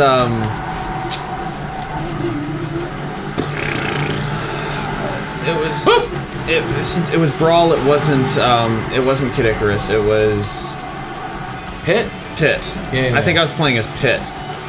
Okay. No, oh, yeah. it was one of the characters that when the up B is the it goes up and then straight down. Oh, Ike. Ike. It was Okay. Ike. I Forgot about that. And that messed You were me up. shocked. You were like, what just happened? You shrieked. Yeah, I shrieked. There was a shriek indoors from playing a video game. It wasn't a scary video game. Now, let's be honest. That was never the first one. Oh no! In no Absolutely situation was not. that the first shriek that happened because of a video game. Yeah, but it was. I'm just so people understand that strong confusion and terror came from Ike going straight down. I'm gonna lose this. I keep dying. There's I'm a sitting duck. There's a trophy that you can get for finishing a marked man in a Formula One racer. Oh, those can't take any damage, can they? You can get. Oh no! Come on. They give you the leeway of getting killed once, and then Oh you're my at God. critical condition. Wow. Now, of course, yeah, you get to damage critical. So you can find the repair shops along the way, but the likelihood of you making it to one if you've already been wrecked once is slim. Oh god. Have you tried power parking yet? Have I tried what? Power parking? I missed the auto repair. No, I have not. Alright. Yeah, you're gonna make it. You're fine. Yeah, I survived. No, I have not tried power parking. What is Okay. that? Power parking is when you when you drive up to one of the parallel parking spaces on the road, and you hit a hard e-brake and spin into the spot. And then I can't even imagine being able to do that yet. It rates you. And so it'll give you like it'll give you like a 70%, and like the goal is to get a 100%. I didn't even know that was part of the game. Yeah. That's freaking sick! Yeah, it was great. And that's one of the trophies. Okay, so just getting a 100%. One thing that Criterion did that was really super cool and awesome, and they deserve all the props for Most Wanted, was in the Wii U version of Most Wanted, there was a co-pilot mode where one person used the tablet. Ah, yeah, I remember that. Yeah, one person used the tablet to swap out your tires, your like engine modifications, and the way modifications worked in Most Wanted was it wasn't direct upgrades. It was, this is good for off-road, this is good for the street, this is acceleration, this is top speed. And you could make it to where your parts changed from like the start of the race, you know, you're going for acceleration, and they're just going through the menus, swapping out, going to like top speed, and like, are we going off-road? Switch to dirt tires. Jeez. And like your car would like go like things are changing on it while you're driving. And that was like really fun if you had two people. Your car is messed up.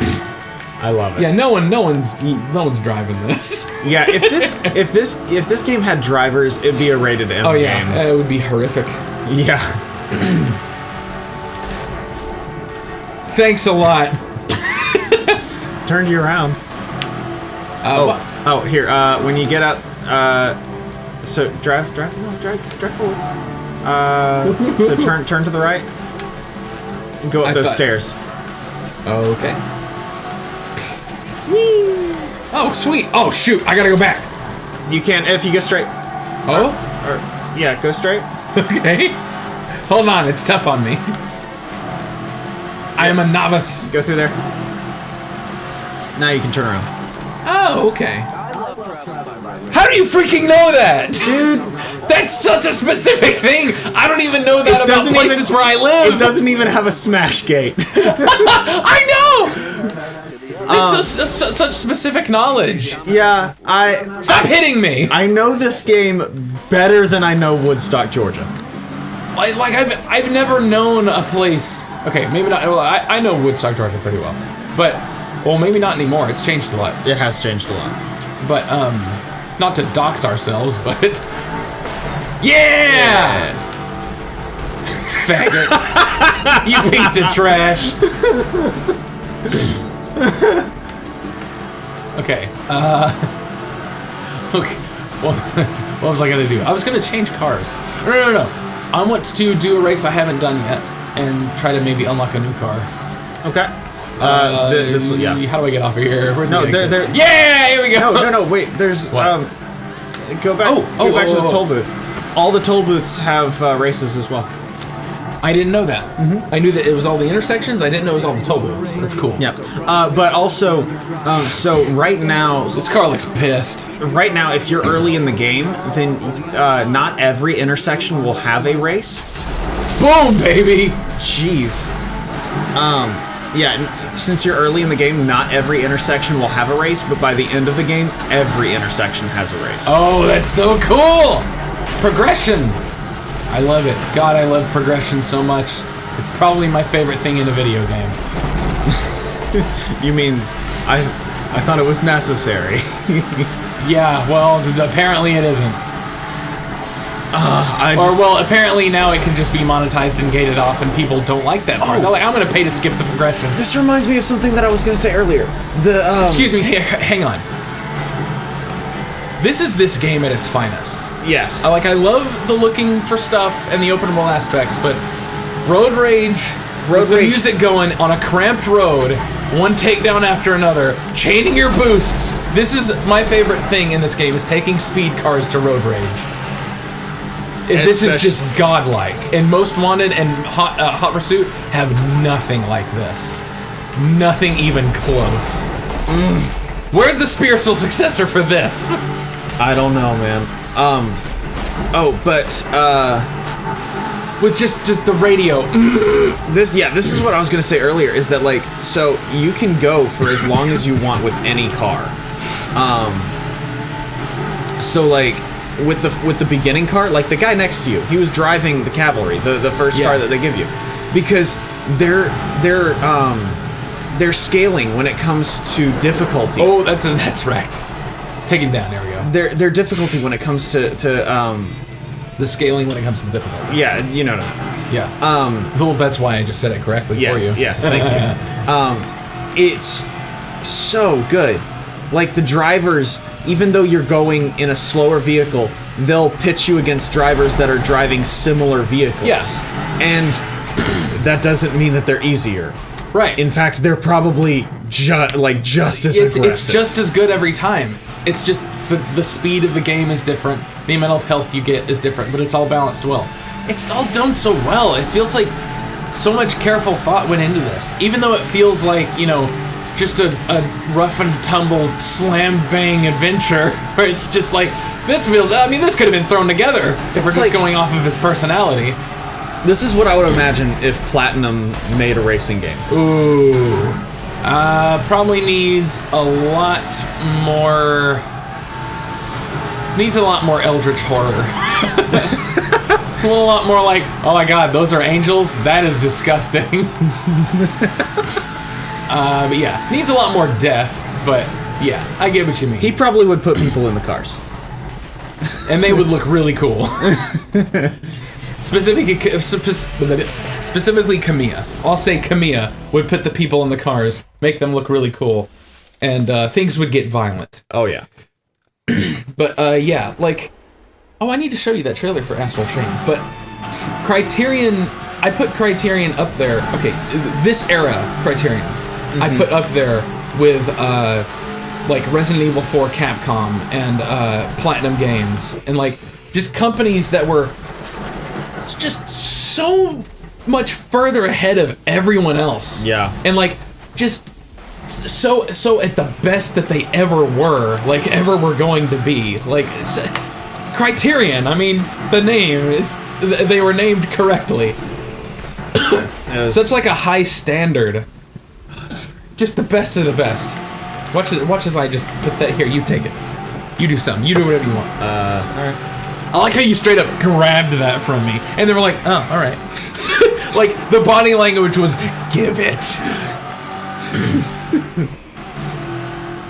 This is a game you've played so much, and it's like, I can't wait to grab that controller. My moment. What the heck is this? You just drove right into that. That didn't even look like a path to me. Okay, yeah, it's coming up. Yeah, there's stuff that's... There's like good, well-hidden little collectible stuff in this fantastic action driving game. Here we go. Ah, crap. Oh, I remember when you first showed me that, you nailed it. And I was just like speechless. I was like, whoa. All right, I'm gonna go get the Hawker. I love the Hawker. Hawker is a terrible name for a car. It sounds like someone's trying to cop something out. Hawker. I also like how this game does color cues. Like when you see yellow lights on like a small area, it's like, okay, that's like a landing strip. They're letting me know this is where a ramp is. Yep. Like they're giving you little color-coded cues in the world. You know, like I'm not a big fan of Mirror's Edge, but I like how Mirror's Edge is an extreme example of color coding that I can show anyone and they can get. Yeah. It's like, okay, red pipes, you can climb on those. Yep. And I'm like, every good game is doing that. It just isn't that obvious. I love Mirror's Edge. Yeah, Daniel really likes Mirror's Edge. Another EA game. Yeah. Man! From around the same time. Yeah! God, I miss EA of this era. When they were making Bad Company 1 and 2. Jeez. 360 PS3 era EA was sick! Goodness. That was a wreck. Until they added the online pass to Battlefield 3. That was the beginning of the end as far as I'm concerned. Where, like, if you bought the game used, you then had to buy, like, $20 more just to log in online. And it was like, oh god. Like, it was so bad EA quit doing it forever. And it's like, man, you got EA to stop. I don't remember who I was talking to, but I was like, EA is the last to do any Terabad monetization scheme. Not just because they take forever to stop doing terrible things, but because if EA wouldn't do it, no one can try. Yeah. Like, EA is the only one... Only 2 boosts. Okay, gotcha. EA was the only company still putting loot boxes in new games. Like, Apex Legends has loot boxes, and it's like, EA, you guys made Battlefront 2 and ruined it for everyone else. I love and this you're gonna car. keep doing it? Oh yeah, it'll switch. You can do stunt, speed, and aggression. Yeah, press LS to switch boost. This car is so cool. I'm gonna stick with the Stunt. stunt for right now. Well, stunt is overall the best. It's the most useful. I just think speed is the most fun. I think that aggression is really, really useful. Okay. Because like with Or you aggression, can use the boost to protect yourself. and also with aggression, I just bump into stuff and it gives me more boost. Okay, yeah. Like literally taking out those itty bitty little things. Oh yeah. Gives me It's boost. a little bit, but it adds up.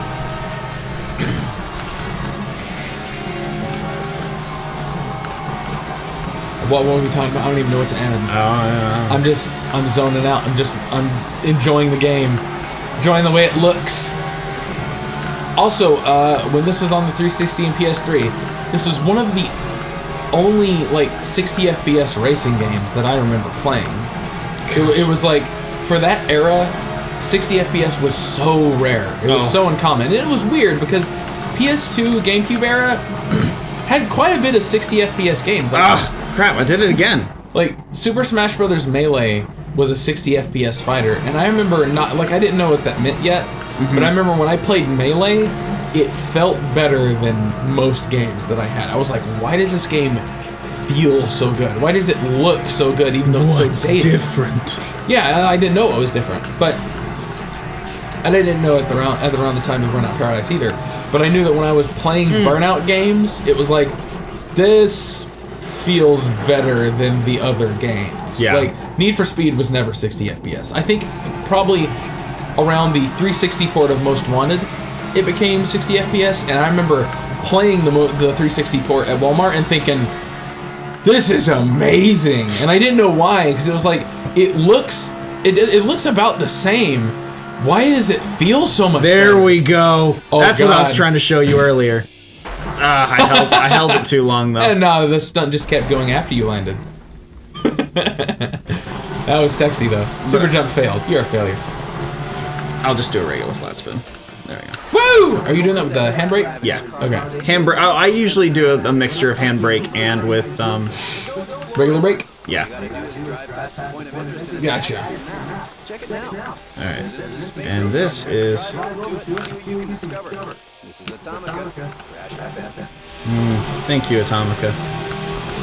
He has a very pleasant voice. He does have a very pleasant voice. Puts you at ease while also hyping you up. How does that even work? That's right. not even a thing. Counts. Oh dear. You still get that one. Yeet. Nice. Oh, dude, I remember when you first did the, what is it? The rampage mode? What is it? When the car just flips over and you try to run into as many cars as possible. Yeah, Showtime. There we go. When you first did this, I was like, what in the world? This is the best game ever. It's like it's such a weird evolution of crash mode. Yeah, and a lot of people don't like it as much. But the fact that you could just go into it whenever you want, and like you can get good at it. Like there's a skill gap to it. This runs so much better. I remember Crash Mode did some damage on the frame rate. Back in the day. This is rock solid. It like throws the cars on screen. Yeah, starts piling the cars up. The physics are going crazy. The good thing is that this game doesn't need this mode doesn't need a great frame rate. This isn't like, this isn't the super skillful part, but boy, it feels great now. I'm so glad this game got a remaster. Like, I didn't expect it at all. me neither, because it was like, Burnout was just a thing EA didn't do anymore. And if I was thinking, they're not going to do a Burnout well, okay. EA doesn't do remasters at all. I don't know if you noticed, but Like Need for Speed, there's not a single. I can switch boost modes to aggression, which Sweet. gives me a larger a bigger boost bar. meter because I'm doing so much damage. Sweet. Uh oh. Oh, you got it. You were able to burn all that. So EA doesn't really do remasters anymore, and they're also really hesitant to add games to the Xbox's backwards compatibility. Like, there's no Need for Speed games, which is so weird to me because that was such a big part of that era for me, like the original Xbox and the 360 era. Yeah. Like, I was all about Need for Speed. That was like, I mean, I was playing them on the GameCube, but All right. I love just the busted husk at the end. I love it. How'd you activate that? Is it both sticks in at the same time? No, it's both of these. Both bumpers. Okay. Yeah, both bumpers. And you can just roll into that in the middle of your free roam. Show over. New Showtime record. Gosh, I love this game. Yeah, you said so. Almost. Dip. Right in the water. Another super jump I hadn't got. These are just places I haven't looked. Like, I was driving around this game just like trying to find jumps and billboards and smashes, and I found a lot. But these are places I just didn't even look yet. Yeah.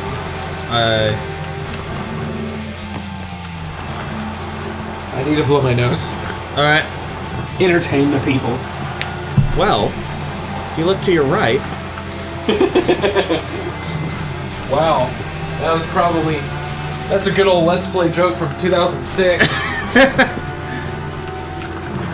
Alright, I am thinking... Oh, gosh. There are so many, like, little nook and cranny places.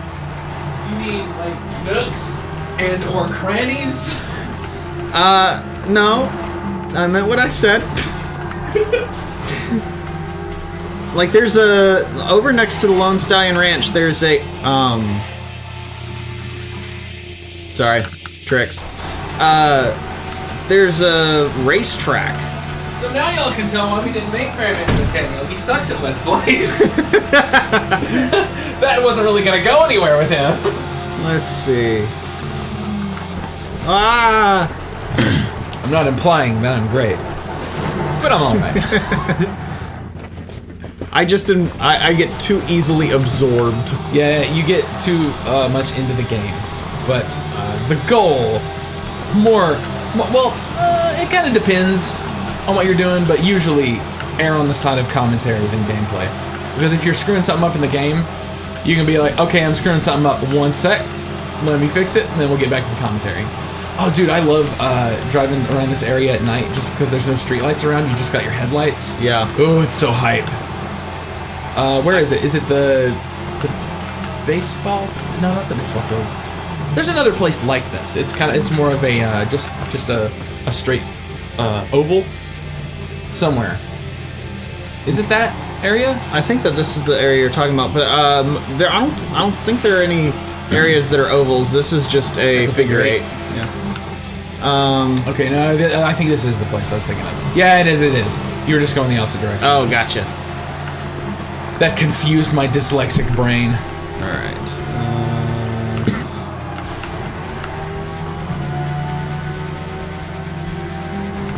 So, like, what's the current state of racing games? Because I don't think... I don't care for it. I honestly haven't played any racing games recently. Well, see, you really liked The Crew. I found... Okay, so... Here comes the walk back. Let me defend myself. Okay, so... There's not even... Like, we're just assuming you have to defend yourself. Go ahead. So... I had a lot of fun with The Crew, in the same way that I had Nothing wrong with that. I had a lot of fun with Fuel. Okay, yeah. So Fuel, if you haven't played Fuel, Fuel was a racing game literally the size of Connecticut. That had its main selling point was the wide open space, and it had some really cool vistas. It was very pretty, and Well, I thought it was very pretty. The technology wasn't the best, but the execution I thought was very pretty. I liked the weather effects. I liked the dust. Broad strokes, it was beautiful. Yes. But when you started looking at textures, it was super muddy. And yeah, it looked kind of dated the day it came out. Yeah.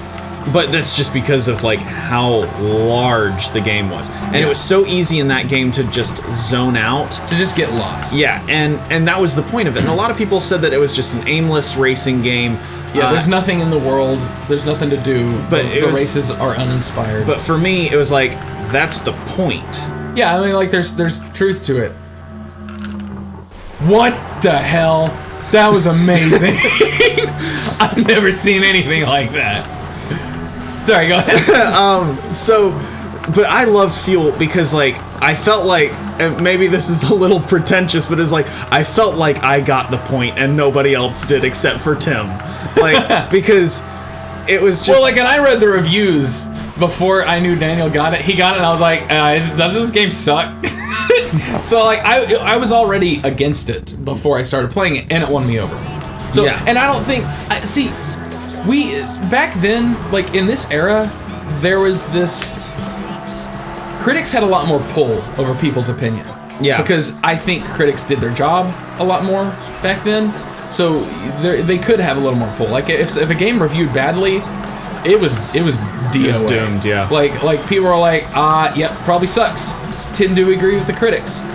A shift started happening around, you know, the beginning of the Xbox One PS4 era, where it's like now critics seem to be concerned with politics and ideology, or they don't like the idea that games are challenging, and it's like, excuse me, that's what video games are. Yeah. So people over time, I mean, they trust critics a whole lot less. They at least trust outlets like Kotaku and IGN, and, you know, just the kind of places that Metacritic would count. They trust them a lot less. There's, of course, places like, or cases like Fallout 76 where everyone agrees, yeah, this is a busted piece of trash.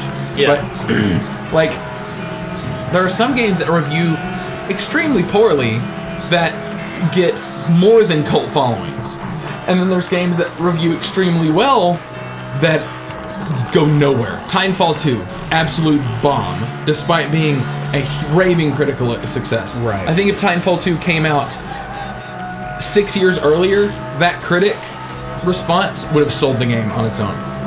I mean, that's the criticisms critics would have. Not the intended result, but I'm satisfied. That was cool. The criticisms a critic would have in a game, you would see addressed directly in the sequel. It always happened that way. It was, maybe not always, but it happened a lot more often than it does now. Because what happens now is they're just like, they didn't get it. Yeah. So we're going to keep doing that in the next game. Yeah, but with Fuel, like...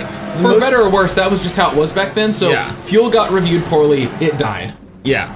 And it was such a shame because, like, it was like the critics, it was like they literally missed the forest for the trees. Like, yeah, it was the point. The point of it was, well, but like, here's like, the thing. aimless. I don't think it was sold well at all by the publisher or the marketing or whatever, because it was sold as a racing game with weather effects. Yeah, but the weather effects really only happened in the races. So I mean, yeah, like, they were like the open world, which is where you spend the majority of your time.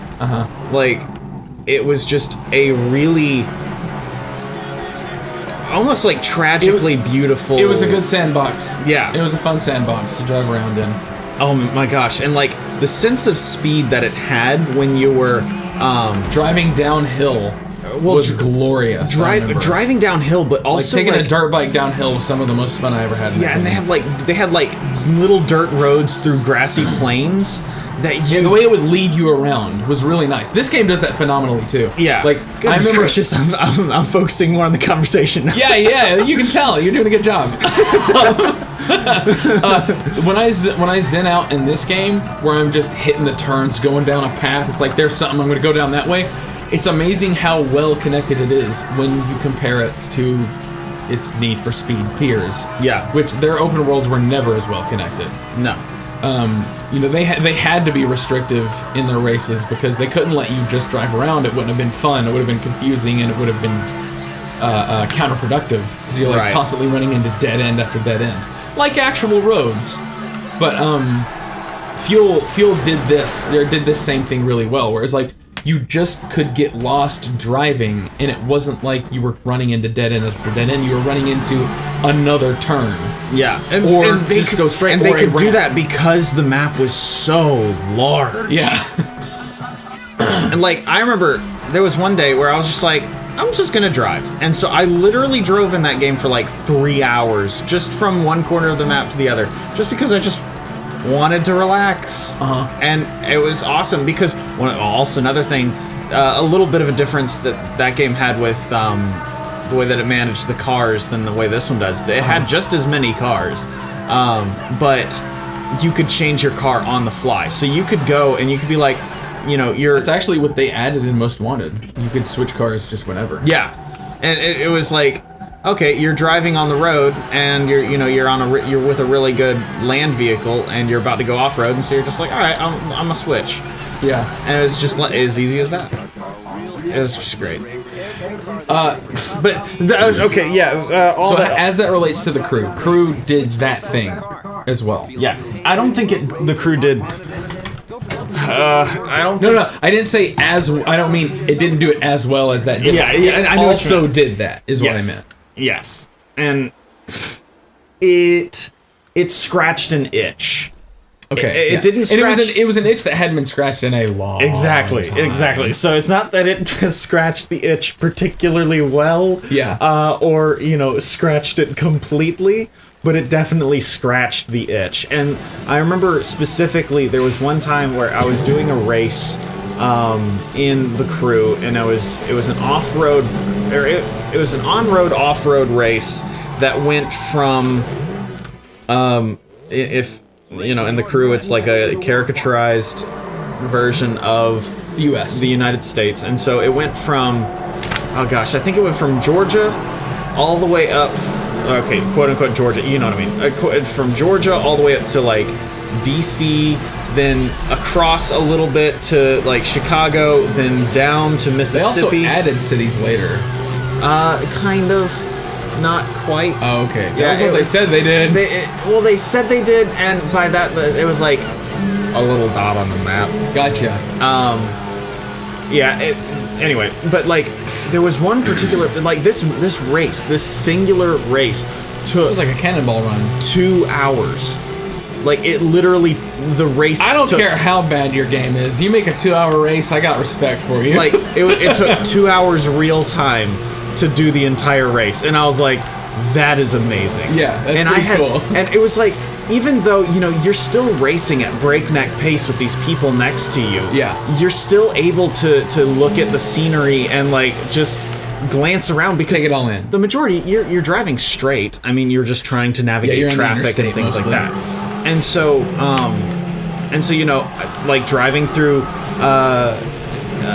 Monument Valley, and then you take a couple turns and suddenly you're driving through the Salt Flats, and then driving through Vegas, and then it's like you cut it up through Yosemite. Like, it's the greatest hits of American landmarks. And maybe it was that one race. Like, if you get the crew, you need to just race that one race, and then you can. It was a very high shelf that it had. Yeah, it was so cool. And like, there was one guy that I found online. He didn't have a microphone. I didn't have a microphone, and so it was just this nonverbal communication. You were the worst people on the internet. It's just like, it was like this nonverbal communication where we just started driving next to each other, and we just drove for a very long time. Oh, that's pretty cool, though. Yeah, it was like you were playing Journey in the crew. Yeah, it was really cool. Advice: in the future, just play Journey. Yeah, I need to play Journey. For some reason, I just haven't. That's weird. You being a Sony pony and all. Yeah, like, that's one of the Sony. I mean, it's on Steam now. You should get it on Steam. Yeah, I guess I could now. So current state of racing games.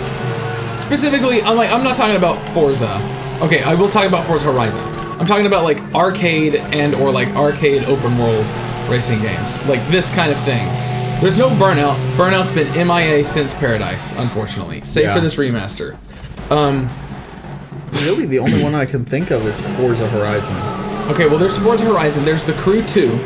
And so Forza Horizon 4 is okay. Is disappointing, especially compared to how fantastic Forza Horizon 3 was. But Forza Horizon is a little different than this. And it's good that they're all different. Like, there's no cops in Forza Horizon. It's basically there just to be a party.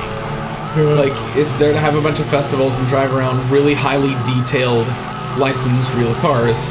Yeah. Or, you know, the Halo Warthog. Because it's also in there. And then you've got the Crew, which is... The Crew's original selling point was team racing.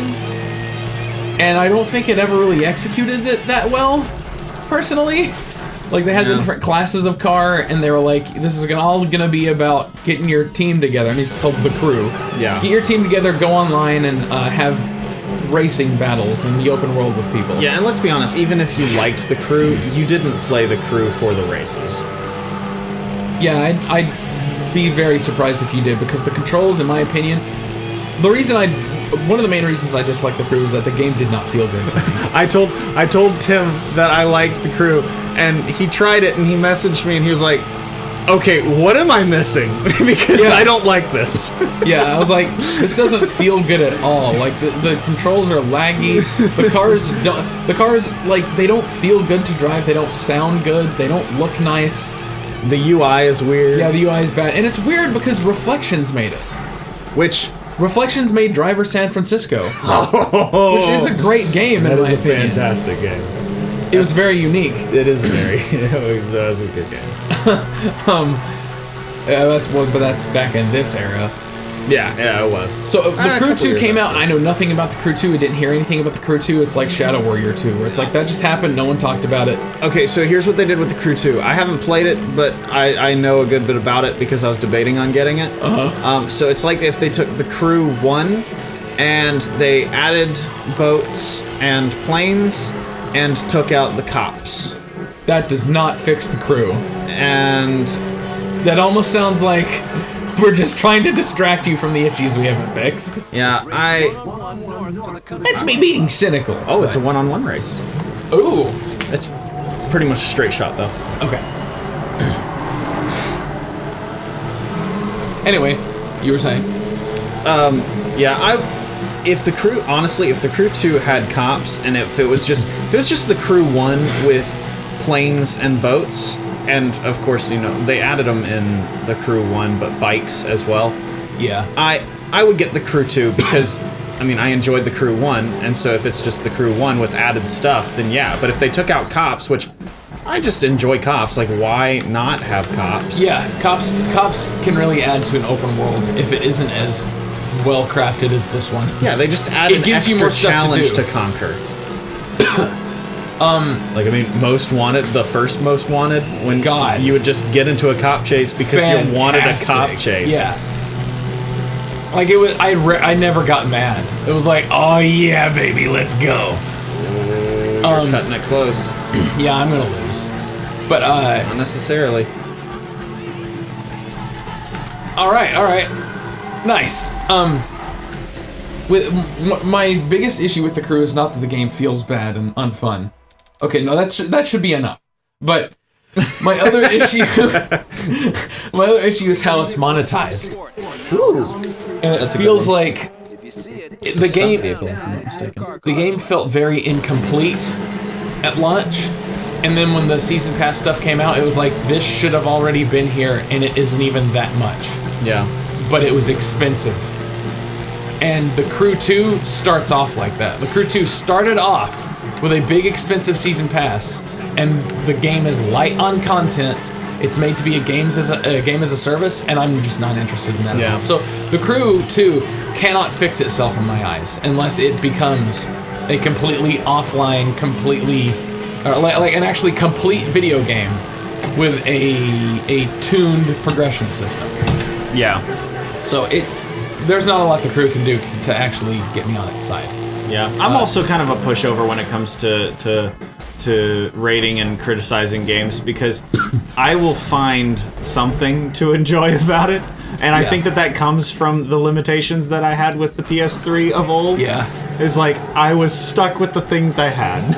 Right. Like, do you remember? Does anybody remember the game Fracture?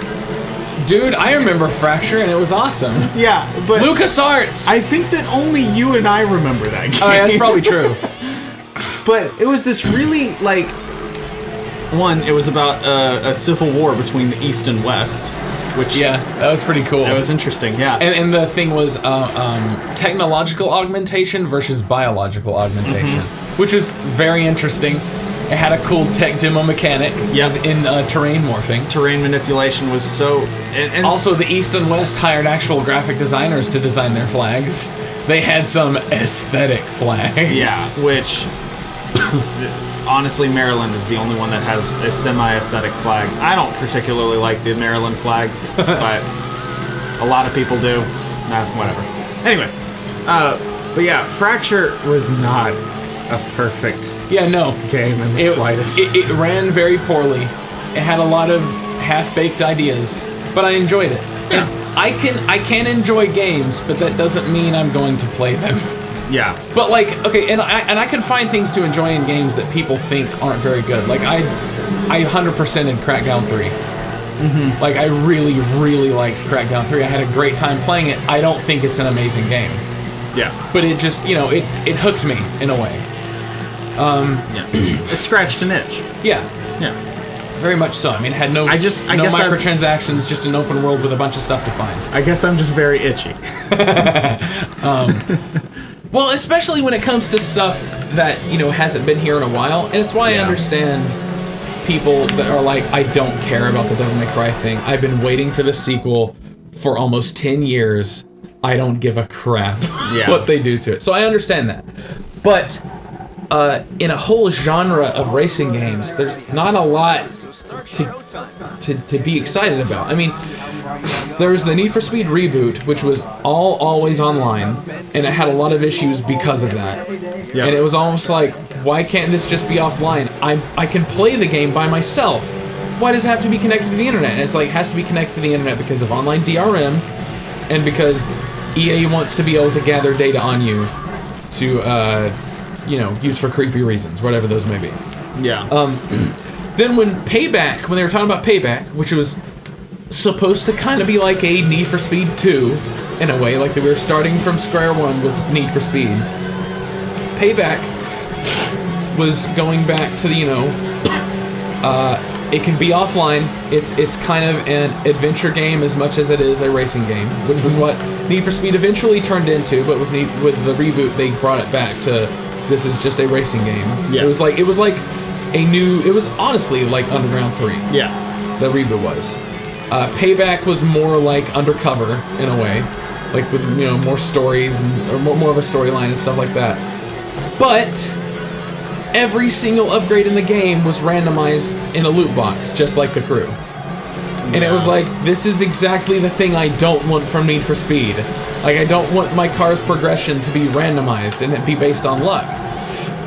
And they had to come out with a few updates to make it less egregiously grindy. And I'm like, since when has Need for Speed had a grind? That's never been a thing! And, like, supposedly it's better now, but I'm like, you can still buy real money, buy loot boxes to upgrade your car. You don't get to pick which upgrades those are, but you can spend real world money to roll the dice on a new upgrade. And it's like, why? Yeah. Why is this the way you made the game? Like... So I have no interest in playing it, even if it plays well. Need for Speed Rivals, I think, was the last good racing game named Need for Speed. I don't think it was a Need for Speed game. Yeah. But it was the last good racing game that was called Need for Speed.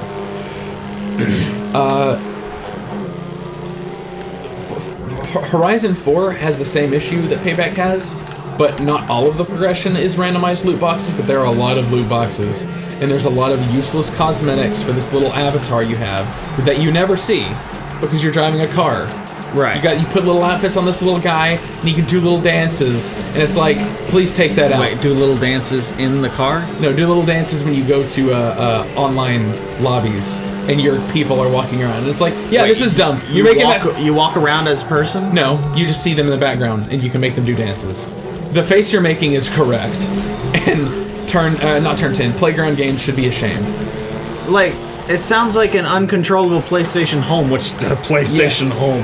Oh, what a mess. Man, PlayStation Home had its dedicated fans, though. It did. There were people that got the PS3 just to play PlayStation Home. I remember trying PlayStation Home and being like, I don't get it. Yeah.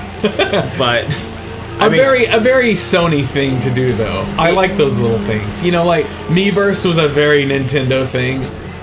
It's like these tech video game companies making a social media thing, and it's like it's very endearing in a way. You tried. Yeah. But yeah, let's see what else. There was Need for Speed Payback, which is a major disappointment, and I'm pretty sure it sold poorly and had all that controversy because its controversy was hitting right when Battlefront 2 was hitting, and they were like, "Oh, by the way, Need for Speed Payback has the same loot boxes. Get after it too." So the people who cared were like, "Oh yeah, let's go rough it up." So it didn't sell well, and we've had no announcement of a new Need for Speed game. Yeah. They're supposedly working on one, but I'm pretty sure we are going to get one way sooner than we are right now. And if it had actually done well. That's good if they're reworking it to, be a complete game. If that's what they're doing, then yes, but I feel like what they're likely doing is just waiting until they can do it again. Just like Apex Legends came out long enough after Battlefront 2 where, yep, we can have loot boxes again. And people won't make a fuss about it. And they didn't. And then you're like, all right, no fuss about the loot boxes. Now we're adding a battle pass, and it's the most egregious battle pass ever. That was a good draft. Thank you. I noticed it was the first good one I did. But what do we have other than that? There's Super Street the game, which is trying so hard to be a good classic Need for Speed game. Super Street Magazine, it's a game based off of that. It's trying so hard to be like the Need for Speed games of old, but they don't have money or talent. But they keep updating. But they have dedication. They're dedicated, and they're getting better, and the game's getting better. And they're like, we're gonna stick to this. Game's only $40. All the DLC and updates are gonna be free. We're gonna stay with this. And I'm just like, this is gonna fail. They're gonna run out of money, and it's gonna be sad. But I'm so rooting for them. But the game is not good. They are underdogs. And it's like, I can't recommend it. Hold up, let me do that for you. You dirtbag, he disappeared. Oh, there he is. But like, I can't recommend it to everyone. It's like, I want this to work out, but I'm not gonna tell anyone to get this because I don't think it's good. Right. You scumbag. Oh yeah, these open wheels get knocked off pretty easily. Yeah. So that's why I gotta be a little careful. So this actually highlights one of the only things that I like, or there are a few things that I wish I could change about Burnout Paradise, but none of them are at the fault of the developers. I think that they're just like missed opportunities. That's the fault of the developer.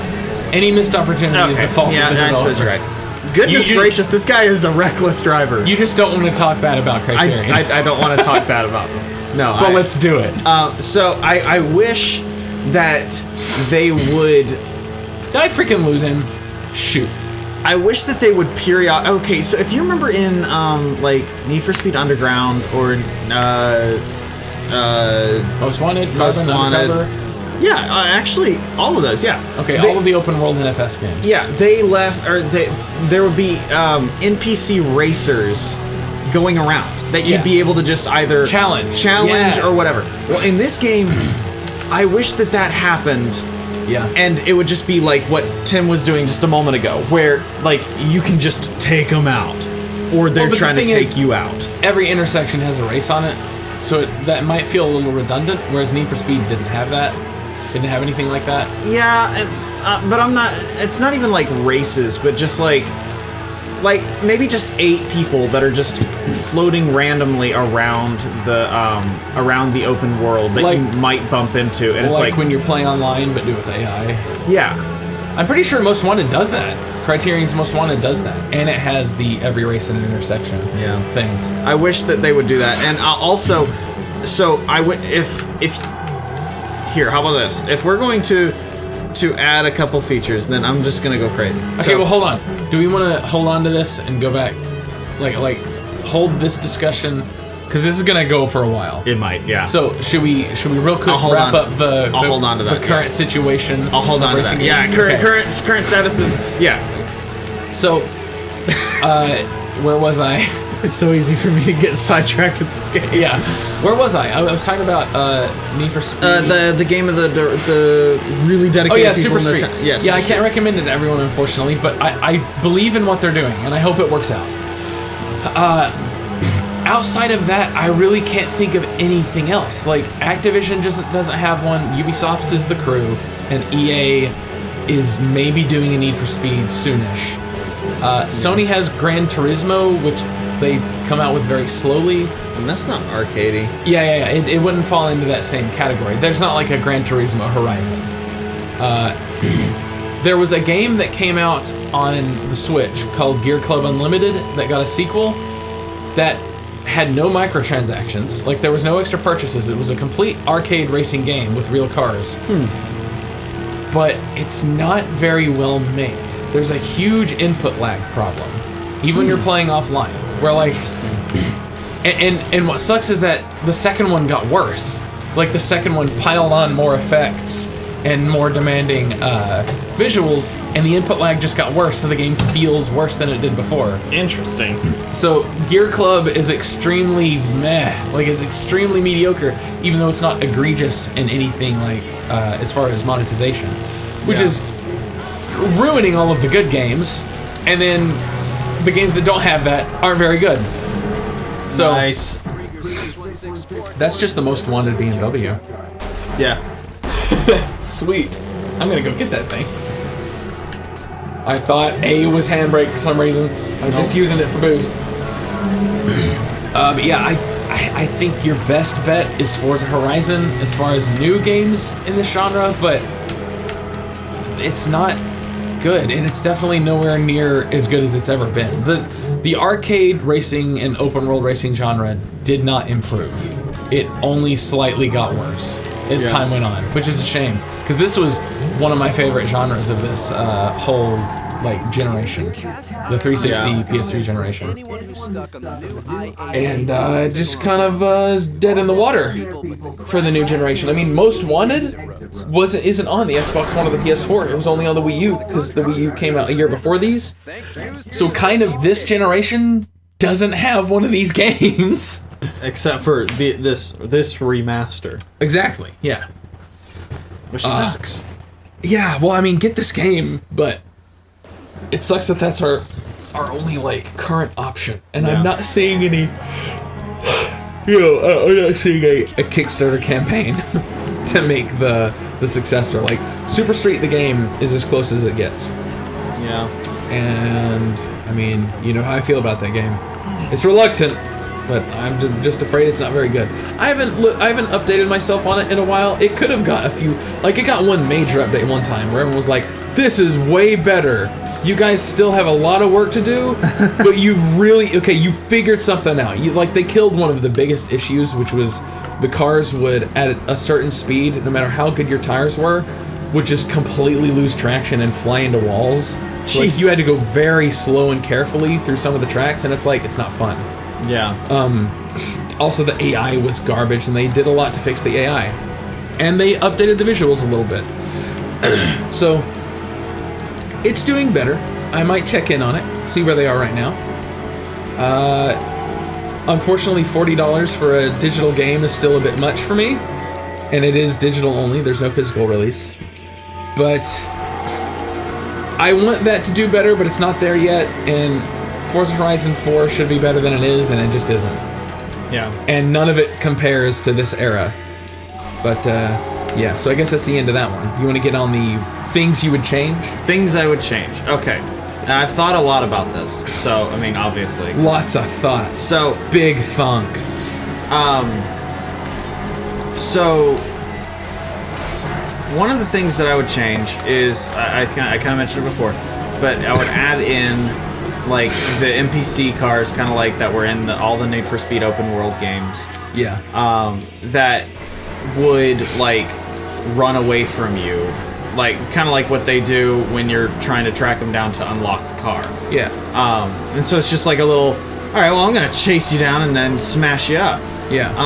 And then what I would also do is, since they have the cop cars, I would love for there to be cop cars that are scattered, like not even like that many. So not most wanted levels. Most wanted 1 levels. Yeah, but like just a couple of cop cars just around.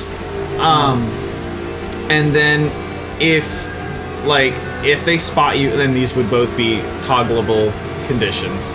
Well, the first one, the cars running away from you, they're not toggleable because you don't. Because they're just optional. Yeah, you don't have to. But like, if a cop car sees you, they'll start going after you, kind of like a marked man race. Yeah. And so like,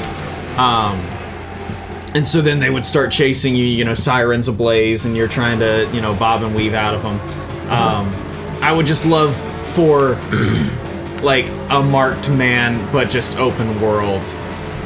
Not even like a, but like kind of, you know how Most Wanted had, it would say like, you know, this Most Wanted 1. Yeah, Most Wanted 1, sorry. It said like, okay, this many cars are on you this long until backup arrives. Yes. And so if you took out all of the cop cars before the timer, backup, you won. So you could like, you could escape. You could become aggressive and just deactivate all of the cops that were around before reinforcements could arrive, and you just got away. God, that system had so much depth. I loved it. Yeah. I would love, I feel like it wouldn't have even been hard for them to implement some sort of system like that, because they already have really aggressive AI.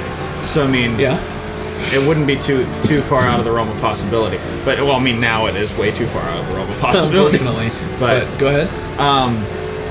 And as soon as you're done, let me know, because I'm going to wait till you get to the end of these to respond. So, let's see. I don't want to interrupt you and put you on a tangent. So, let's see. Another thing that I would add would, well, what's funny is, at one point, I would have added a day-night cycle. But, I mean, as we see right now, it is nighttime. Yes. They did add that eventually. Yes, and that was a good addition. That was great. The Need for Speed reboot needed that. It was only night all the time. Yeah. You didn't get to see some of your sick paint jobs in the daylight. What a shame. And then, I would love. So this is just a very. I'm gonna hit every car on the road. Sorry, just go ahead. This is a very specific request, and it's not even all that wanted. But okay. It would be so much fun. I love MotorStorm, and I love wrecking in MotorStorm, especially on motorcycles, and watching the person ragdoll. Oh yeah. So for context, there are bikes in this game, and you see the driver on the bike, but you don't get to see bikes wreck. Yeah, the moment. And I think it was to maintain the rating, maybe. The moment that you wreck, it cuts to black. But that's weird, because MotorStorm is rated teen. The Flat Out games are rated teen. The Flat Out games, you launch drivers through windshields onto targets. So I think they were worried a little too much. Or maybe it was just their own taste. They were like, we don't want to animate a person lifelessly ragdolling around, because we just don't want that in the game. There's nothing like that in the game right now. It's just, you know, it's just machines getting crushed. And I can understand that. Like I said, it was I mean, Devil May Cry is M-rated, but Dante doesn't smoke, drink, he doesn't swear. Like, Dante is the way he is because the creators wanted him to be that way. Yeah. Even though he's like brutally murdering demons, he's doing it tastefully. Yeah. Yeah, so that's why I was saying, like, it's not exactly quote unquote wanted. It would just be it would just make me feel good. So I think that those are the main ones. I bet you if I think about it more, I'll remember some of the other ones. Well, did you play any of Need for Speed Most Wanted that Criterion did? No, not Most Wanted. I had Hot Pursuit. Well, it addressed both the first two. It has cops that behave exactly how you described. It didn't have the system for Most Wanted where it was like, this is when reinforcements arrive and whatever. It didn't have that depth, but you could just encounter cops in the open world and they could chase you. Which was weird, because in Hot Pursuit in the open world there were no cops. It was like, what's the point? Yeah. So they were in there in Most Wanted. And that was actually an extra layer of depth that co-pilot mode. The co-pilot could deploy EMP blasts to disable the cops as they got close to you. So, and that was a function you can only do in co-op mode, so that was kind of fun. Okay. And they had racers that you could challenge on the road. If I remember correctly, that's basically like a Need for Speed thing, is you see an AI on the track and you can challenge them to a like point A to point B race. Yeah. And I'm 99% sure Most Wanted by Criterion had that. It didn't have any motorcycle races, unfortunately. But something I remember feeling like was missing from this was I want to have a little more agency over what my car looks like. And Most Wanted lets you pick the paint for your cars. And it lets you switch to a car, or to whatever car you want to drive whenever, which I don't know if that's an upgrade, because I like having to go to the junkyard. It's cool in this game. Yeah. Like, go to the junkyard, get it, go repair it, and, you know, switch cars. You actually have to go switch cars.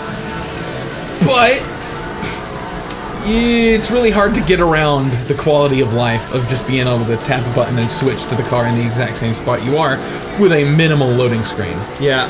I mean, as far as the customization of the cars go, it was very light in Most Wanted. Well, what I'm saying is that it's not much more than this. Yeah. It's more performance and optimization on how the car drives, which I think is cool. Yeah. And would be a cool addition to this.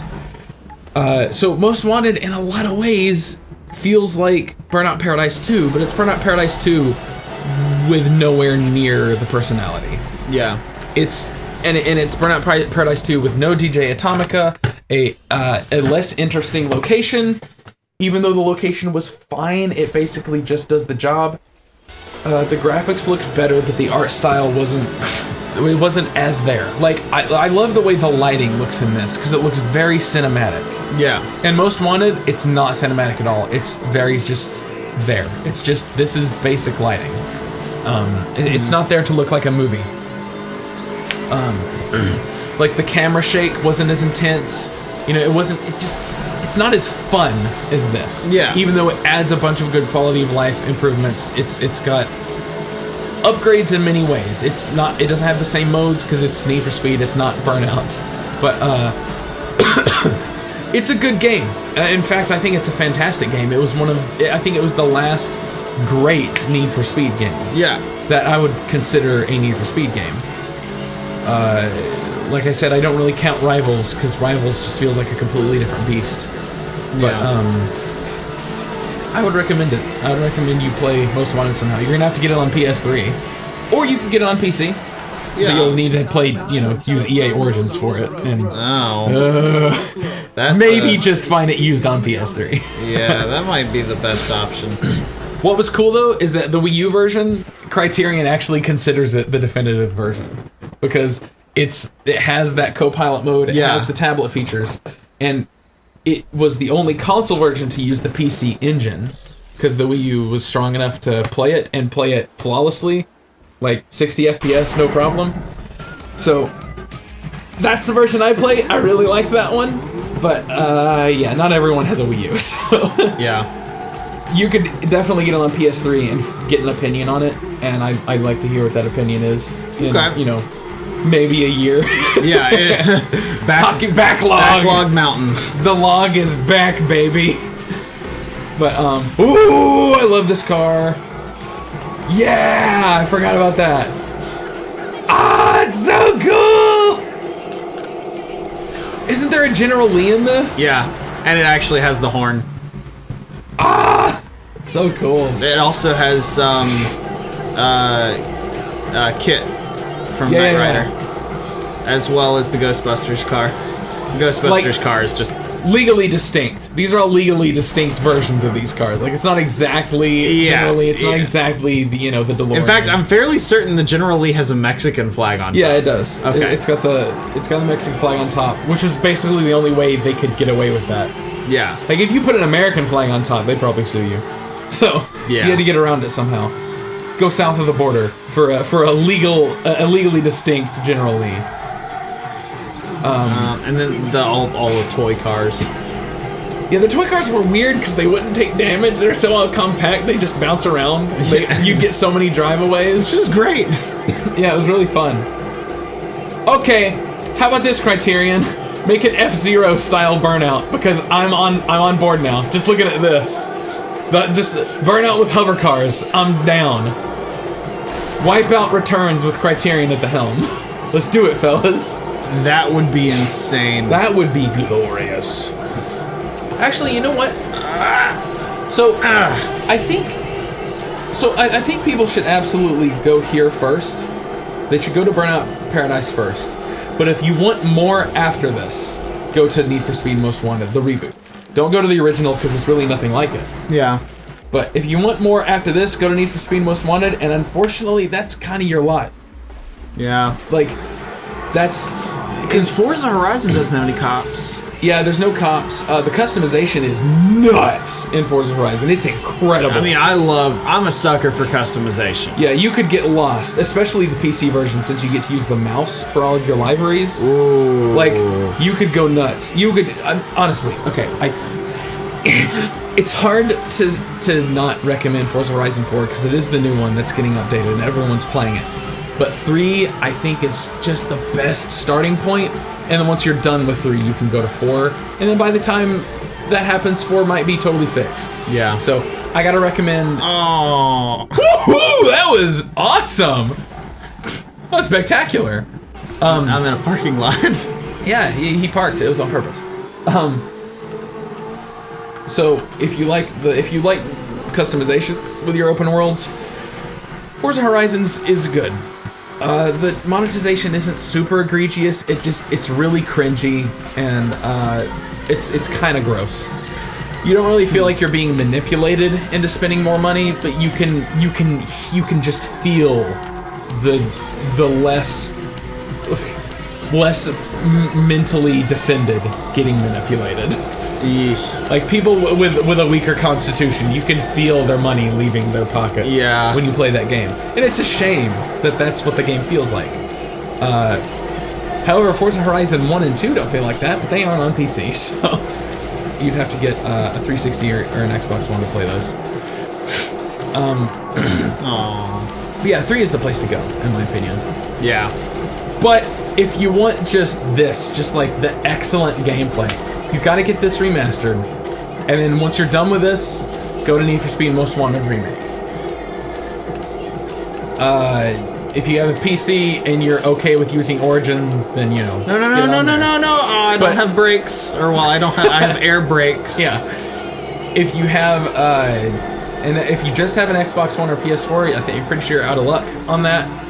So get a 360 or a PS3. If you don't already have a PS3, I'd recommend getting a 360 for it because the 360 version runs better. And man, if you got a Wii U, get the Wii U version because it's the best version.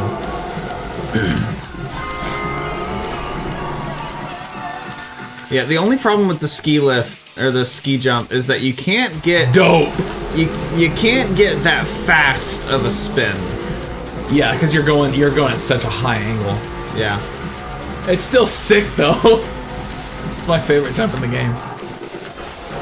That's so cool! Oof. Ah!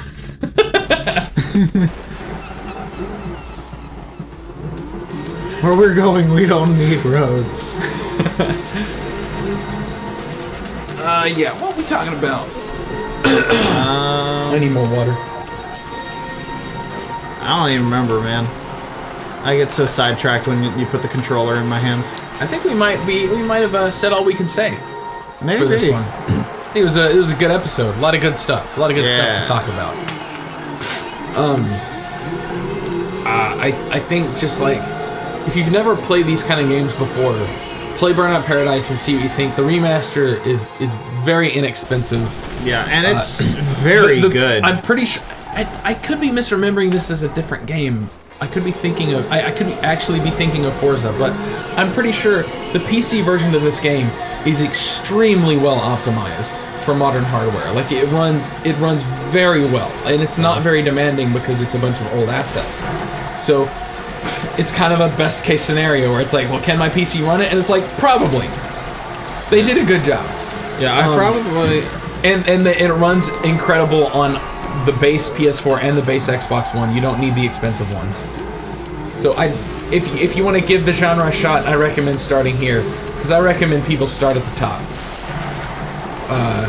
And then if you want more, I'd recommend then going to the Most Wanted remake. I am like getting all these smashes for you. I'm sorry. That's fine, dude. This is me playing the game. Like, I played this game socially every time I played it. Like, this is how I've always played this game. Oh gosh, I love this game so much. There's a lot of areas like this in Most Wanted. They made little playgrounds. They just look bland. Like, functionally, they're fun, but they aren't visually interesting, which is, God, it's such a shame. It's so close. You can tell they really had to stay on brand with that game. Gracious, that spun me around. That was awesome. Oh, also, the boost looks and feels nowhere near as cool in Most Wanted. Like, this is the best boosting's ever been. And also the wrecks. I can't imagine them being... They're not as good. They're so not as Yep. good because you can't do as much damage to the cars. Yep. It's a shame because that is probably... like, That's one of the selling points. Even doing though, poorly is fun. Yeah, because like it punishes you, but at the same time it rewards you with glorious destruction. It's like I can't be mad at that. Like, look, like how can I be mad at that? The crumpled metal, the glass shattering, the sparks, the smoke. Look at all that. Look at all the debris. It's beautiful. I'm wondering where Ridge Racer has gone. Because Ridge Racer is the Final Fantasy of racing games. Yeah. And that every single Ridge Racer is a completely new direction for the series. Yeah, Ridge Racer Unbounded I had, and it was super weird. It was super weird and it was super fun. And it had a map maker. Yeah, that was its selling point. Yeah, like, the map maker was the coolest. It was so weird. And then Ridge Racer on the 3DS, some of the most just slickest, satisfying drifting I've ever played in any video game. And it was just a 3DS game. Jeez. It was like launch 3DS game, and it felt so good. Oh, I also have found with the DeLorean, I don't know if it's psychosomatic, or psychosomatic, yeah, whatever. But it just feels like you get more air. It's possible, but it could just be because it's a hover car, and you get the feeling. What? I'm gonna sit there and pretend that this was completely intentional. I think this is a great place to end it. Right at the top of Paradise Keys Bridge. Hold on, let me get a nice thumbnail for you. Oh, okay, you can give me the thumbnail. Yeah, people are gonna look at that and be like, how'd they get up there? Alright, so, yeah. Amazing game. You should go get it. Racing games, I hope they somehow come back. Yeah. I hope they're ever here again. Nothing would make me happier. This and Vehicular Combo. We get full Auto 3, baby. Bring that out. Dude. Or Twisted Metal. Twisted Where's Metal. Twisted Metal, Yeah, Sony? Twisted Metal just disappeared. They're gonna turn Twisted Metal into a walking, talking over the shoulder game where you play as Sweet Tooth. and he's raising up Baby Doll to Yeah, he gets a new kid and regains his humanity from his dark, tortured past. That's gonna be Twisted Metal, and it's just gonna be called Twisted Metal. And at the very end of the game, he's gonna have to go over to the garage and open up and whip out that vehicle one more time. And then the game ends. There's no driving in it. Just walk atop. Oh, this! I forgot about this. Yep. These little scenic fly-arounds. Most Wanted did this. The Most Wanted remake also did this, and it was really good. Yeah. Gosh, it's so nice because I used to. You can leave this on in the background. Yeah, I used to set this up and then I'd clean my room. It's magnificent. Amazing game. Yep. Metal Elixir surprise everybody. We're probably not gonna. You're not gonna see more of these soon. That's for sure. Yeah. But hope you enjoyed ODing with the OD. Goodness. See y'all next time. See ya.